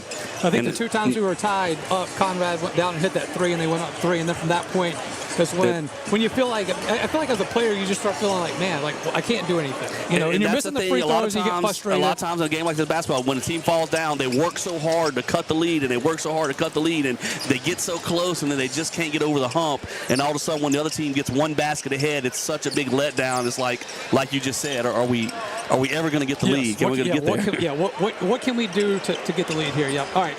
So we're going to take a timeout. Again, it is 62-56, the final here from Burton Complex in Lake Charles. We'll end the Yellow Jackets season. A good season it was for Coach Cav, Coach Tony Serling, Coach Daniel Wingate, and all these players associated with this one. A team that had one of the best seasons in Denham Springs history and comes up short here in the semifinals to crosstown rival Central Wildcats. We'll take a timeout. We come back and we'll continue on with the postgame wrap-up from Burton Complex. It is Yellow Jackets basketball. Where can you get good neighbor service and surprisingly great insurance rates? At State Farm. Because State Farm agent Brandy Robertson is your one-stop shop in Denham Springs for the service you deserve at the price you want. So stop looking around. State Farm agent Brandy Robertson is ready to help. Visit betterwithbrandy.net for your surprisingly great rates today. Brandy Robertson, State Farm Insurance. Like a good neighbor, State Farm is there. Individual premiums will vary by customer. All applicants subject to State Farm underwriting requirements. Demco believes that championing youth programs helps pave the way for a brighter future. From building the next generation of leaders with the Youth Cooperative Ambassador Program to giving students the chance to visit Washington, D.C. as part of the Rural Electric Youth Tour, our dedication is clear. At Demco, we power youth. Learn how you can participate at demco.org. That's demco.org. With Bank Plus, your account is always just a tap away. Bank anywhere, anytime with free Bank Plus mobile banking. Pay bills, transfer funds, and check your account day or night with the Bank Plus mobile app. Deposit checks with the snap of a photo. Keep tabs on your account with transaction alerts. Lost your debit card? Disable it instantly from your smartphone. Then, turn it back on when you find it. Your bank, your plus. Learn more at bankplus.net. Member FDIC. Denham Springs High School broadcast on Family Radio 91.9 FM, on the net at johnfineproductions.com, and on YouTube at DS Jacket Vision are brought to you in part by Duke Seafood and Steakhouse, Brandon Arishu with Smart Move Real Estate, Livingston Parish Clerk of Court Jason Harris, Hunt's Tire Pros and Car Care, Coconut Willie's Daiquiris, Machon and Associates, General Contractors, and Creighton Outpatient Clinic. We thank you for your support and patronage of these local businesses. Since 1898, the Livingston Parish News, an award-winning media outlet, has served as the news source for our community. The Livingston Parish News is available in print and online at www.livingstonparishnews.com. For complete and comprehensive coverage of what is making news in Livingston Parish, as well as Livingston Parish sports, we have you covered. Opinions, politics, lifestyle, and the arts. No matter how big or small the story, the Livingston Parish News is your source for community news in our parish. Serving Livingston Parish for more than 120 years, it's the Livingston Parish News. Personal injury? Boyer, Abear, and Angel. Auto accidents? Boyer, Abear, and Angel. Workers' compensation? Boyer, Abear, and Angel. One law firm can handle all of your legal needs, and you don't have to fight big city traffic to find them. Mark Boyer, Dominic Amato, Lucas Shank, and Allison Costanza have a team of 12 attorneys ready to assist you. The lawyers at Boyer, Abear, and Angel have invaluable experience that allows them to provide expert legal counsel that's professional, prompt, and productive. Small town values, big city results. Boyer, Abear, and Angel. We'll get back to the post-game wrap-up here on Yellow Jackets basketball. It is 62-56, the final with Central over the Yellow Jackets. So it will end the season for Denham Springs. And their historical season they had here this year will end at 29-4 overall, and Central will improve to 25-4 on their season as they will get set to play for the state championship. So Central, a well-played game here tonight. We talked about it in the Sports and the Yellow Jackets warm-up, trying to weather that storm of who was going to come out with that early jump, and unfortunately it was the Central Wildcats who were able to do it. And there's so many things in this one that you can go back and look at. Man, if you could take the first couple minutes off, that's a whole different game. When you got it tied back up again and Conrad hits the three, it's a whole different game. If you can make free throws, it's a whole different game. There's always the what-ifs when you get to this point of the season, you lose a game like this. But you got to tip your hat to Central. They were the better team tonight, and they will move on, and the Yellow Jackets will end their season. But again, another great season by Denham Springs and Coach Cab and all of the staff and all the Yellow Jackets. Always good to be a Yellow Jacket. We hate that it falls short here, but a great effort by the Yellow Jackets, no doubt. Mitch? I was listening, and then I didn't catch my cue to hop on in, but didn't know if you wanted to go ahead and do the final stats right here with what we had. And so I'll go with Central first. Central won the game. We'll go with them first right there. I'll just read it from the top to the bottom. Jace Conrad, as we mentioned, led Central, and he finished leading all scorers with 22 points. Next for Central is going to be Colin Verrett. Colin Verrett had 11 points. And then you had Ket Franklin Jr. with 10 points. Steve Rennell with 4 points. I'm sorry, not 4 points, 8 points. Keith Womack, he chipped in with 4. And then we had Sampson Jr., not Jr., but Markel Sampson had 3 points. And then also Jalen Thomas with 2 points. But a big thing for them, they had 3 players with 9 or more rebounds, and we didn't have a single player with more than 6. 6 was our leading rebounder. Jeremy Williams had 6 for the Jackets. On the Jackets side of the ball, Sean Goldman led us with 14 points. Jeremy Williams had 13 points. J.K. O'Connor with 12. Jermaine O'Connor with 11. And we had Sean Goldman with 4 points. And finished out Larry Gayran had 2 points for the Jackets. But looking at stats and all, we mentioned it, rebounds, which we knew coming in. They were a much bigger team, not just with the 2 post players, but even their guards and perimeter players were a little bit taller and was able to get up and be more athletic on a couple of offensive putbacks than we were. And in the free throw line, some of the I'd like to see what the stat is on second chance points, even second and third chance points. Well, I'm going to tell you what. we closed that gap because in the fourth quarter, we would get a 3-on-1 fast break and get the first shot blocked, but we'd have a guy trail and get the rebound and put it back in. So we would have closed that gap a little bit there in the last, I'd say, 10 minutes of the game. But, yeah, the first 22 minutes of the game, Central's offensive putbacks would have been a key, or second chance points, as you mentioned. But just all in all, and you were saying it before I started speaking a while ago, just, what a great season it's been for the Jackets. We've had a whole lot of fun, going along this ride. This is the first game we've called for the boys that they've lost. We've been a lucky charm for them. When we've been around, they've been winning the games. We did the 3 district games, and now we've done 3 playoff games. And Coach Caballero and his staff have done such a great job, and the players just getting after it, full court pressure every game, all game long. You got to be in a lot of great shape to do that, and these boys are. And the future is not bleak. We still have a lot of juniors and sophomores that are coming back next year. We're going to lose a couple of seniors, and I think we'll probably talk about them a little bit later on before we finish up. But there's still a lot to look forward to in the next couple of seasons. Yeah, before we take this time out here, we're still waiting for Coach Cab to get over. Obviously, he wanted to talk to his team for a minute. But, Mitch, your flower pencil is stupid. It was funny. You reached over and grabbed, but you grabbed a pen. You didn't even grab the flower pencil. You're trying to see how you didn't wait from the bad juju with the flower pencil, right? No, the flower pencil was fun. We were hoping for one more, but just we are waiting for Coach Cab. I guess I'll just go ahead and say it. But J.K. O'Connor and Larry Gayran, you got other seniors here. Excuse me for a second. Where we're going? Chris Pusho. Pusho was coming in, played some minutes there for us in the first half. Gary Shrinkin, and we also have Chris Gaines. Those guys have kind of helped get the program to where it is. Building up through the quarterfinal run last year to the semifinal run here. Can't say enough about those guys. All right, we're going to take a timeout. When we come back, Coach Cap will join us here courtside. We will be back after this quick timeout on Yellow Jackets basketball.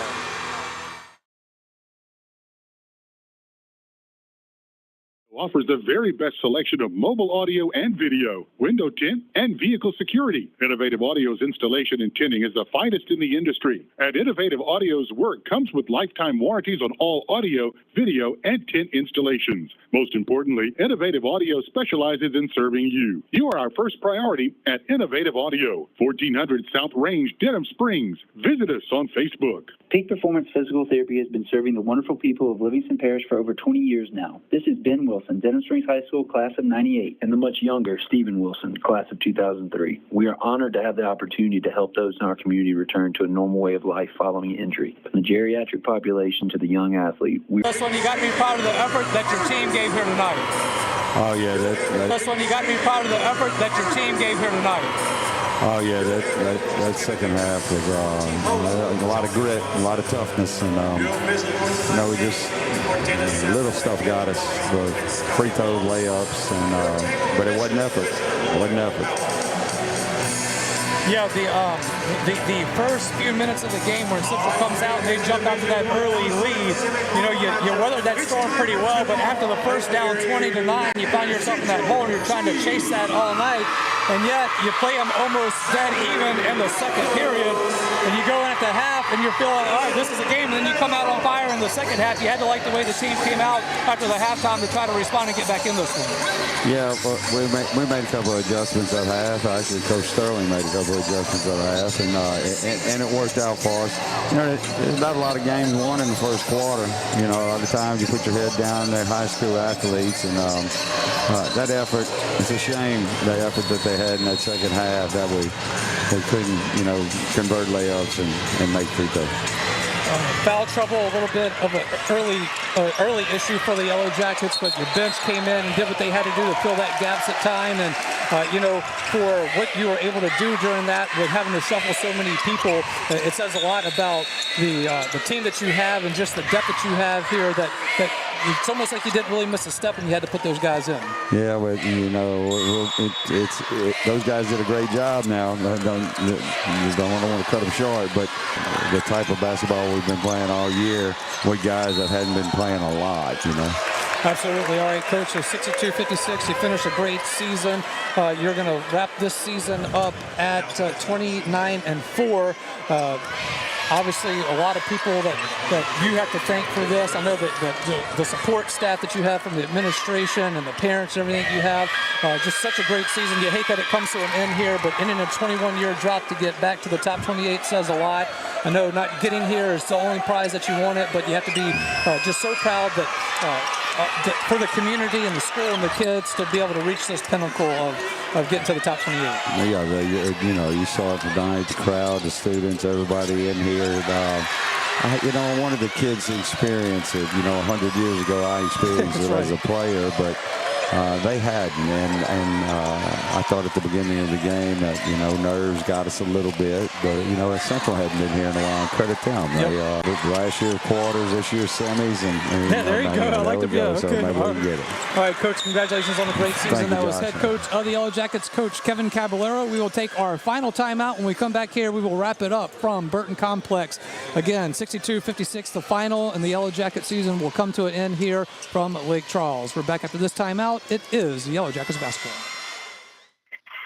If you're a small business owner in the Denham Springs area, think about everything you need to help your business succeed. You need a plan, happy customers, steady cash flow, and an insurance agent that gets you. State Farm agent Brandy Robertson runs a small business in the Denham Springs community area too, and she understands the unique needs of local business owners. She will make it easy to choose the right protection at the right price, because one thing you don't need is insurance stress. Call State Farm agent Brandy Robertson for your small business needs. Like a good neighbor, State Farm is there. Fire and water, cleanup and restoration. Serve Pro in cleanup and restoration is Serve Pro of Livingston. Whether it's water damage, fire damage, mold, storm, or construction issues, let the highly trained professionals at Serve Pro of Livingston clean and restore your property and make it like it never happened. Serve Pro of Livingston is prepared for just about anything and is open 24/7, so Serve Pro is faster to any disaster. Serve Pro of Livingston, Florida Boulevard, Denham Springs. Soon to be at the old Albertsons. Fire and water, cleanup and restoration. Serve Pro of Livingston. Denham Springs High School broadcast on Family Radio 91.9 FM, on the net at johnfineproductions.com, and on YouTube at DS Jacket Vision, are brought to you in part by Cypress Pharmacy, the Bee's Knees Children's Boutique, Sport Clips, Forest Grove Plantation, Motad One Individual Sewage Treatment System, Denham Springs KOA on Vincent Road, and L. King Company. We thank you for your support and patronage of these local businesses. For all your flooring and carpet needs, it's Floor Store Carpet One. At Floor Store Carpet One, they offer prompt, quality personal service. They'll take care of you right away. The Floor Store Carpet One has an extensive product line: wood, carpet, plastic laminate, ceramic tile, natural stone, countertops, and showers. The Floor Store Carpet One also carries luxury vinyl tile, which many customers rave about, serving the community since 1984. The Floor Store Carpet One, 1/2 mile from the Amite River Bridge on Florida in Denham Springs. Welcome back in. Post-game wrap-up here as we are getting ready to wrap it up here from Burton Complex What's all the crowd noise in my ear. You got crowd noise? Oh, I'm sorry. I had to turn it up for Coach Cal. They were doing the team intros when we came back, and he was like, so I just cranked his all the way up. Sorry that hurt your eardrum there, Mitch. Joshua alongside Mitch Covington, John Fine with us, Darren Fuente on-site producer, great job. Lamine Figueroa back at the studio, appreciate you as well. And 62-56 the final, and the Yellow Jacket season will come to an end at 29-4. A great season by Coach Cab. Obviously, thanks to Coach Cap for coming over to talk to us. Not always easy to do after a loss, and especially a loss here at the 28, but professional all the way. Wouldn't have come. That's right. We appreciate Coach Cap coming to talk to us. Colin Morcal, the golfer, said, I don't know y'all anything. He had a bad round and lost on Sunday and just went home. Yeah, he sure did. Roy's done that before as well, just sneaks out the back. But not Coach Cap. Class guy. He's going to be here, and he's going to talk to the fans. Yep, we do. We love Coach Cap, and, just, again, congratulations to them on such a great season they had here. So, Mitch, as we wrap it up, Yellow Jackets, as Coach Cab said, he said, they really showed some grit. They really showed that they belong on this stage. And, he said the game isn't won in the first, but Central definitely got a little advantage there, and we were coming from behind. And, all the things that we've said. And, he mentioned free throw stripe, and I think that'll be one that really hurts the most in a court that you came and played 3 games on earlier in the season. You felt like maybe you would have a little different feel to it, and just a hard night at the free throw line for the Yellow Jackets, and as they come up short in this one. All right, Coach, before we get out of here, I also want to remind you that we look to be picking up some Denham Springs baseball and Denham Springs softball games. That'll be coming up later in April. Just stay tuned to all of us at Family Radio 91.9 FM on the web at johnfineproductions.com, and especially at DS Jacket Vision there on YouTube. If you like and subscribe that for us, we would appreciate it. I know we're a little late in the post-game wrap-up here, but if you're still listening there and haven't done it, please do so as we get ready to wrap it up here from Burton Complex. So again, stay tuned for some baseball and softball coming up here on the network. So, great season by the Yellow Jackets. Again, they will come up short, 62-56 to end their season at the top 28 after a 21-year drought at Burton Complex in Lake Charles. All right, so, Mitch, anything to close us out? No, just as I saw Coach Cab walking out, just I thanked him just for the season those guys put together. And I mentioned before that last time I was on the air that how much fun it's been watching those guys play this year. And they brought a lot of joy and pride to this former alumni from Denham Springs High School. Absolutely well said, Mitch. Obviously, want to thank all of our great sponsors. They make all of this possible. We couldn't do it without you. You are the very best. And we love you so much and appreciate your support of Denham Springs Athletics. And we ask that you listening to please patronize these fine local businesses. They help bring you all of these games, and we are so happy to be a part of it with you as well. All right, that is going to close us out here. That will do it for the last time this season for Denham Springs Yellow Jackets basketball. 62-56, the final here from Burton Complex in Lake Charles, Louisiana. So Lamine Figueroa back at the studio for John Fine, for Mitch Covington, for Darren Ferrente. I'm Josh Ward saying a very good night, everybody.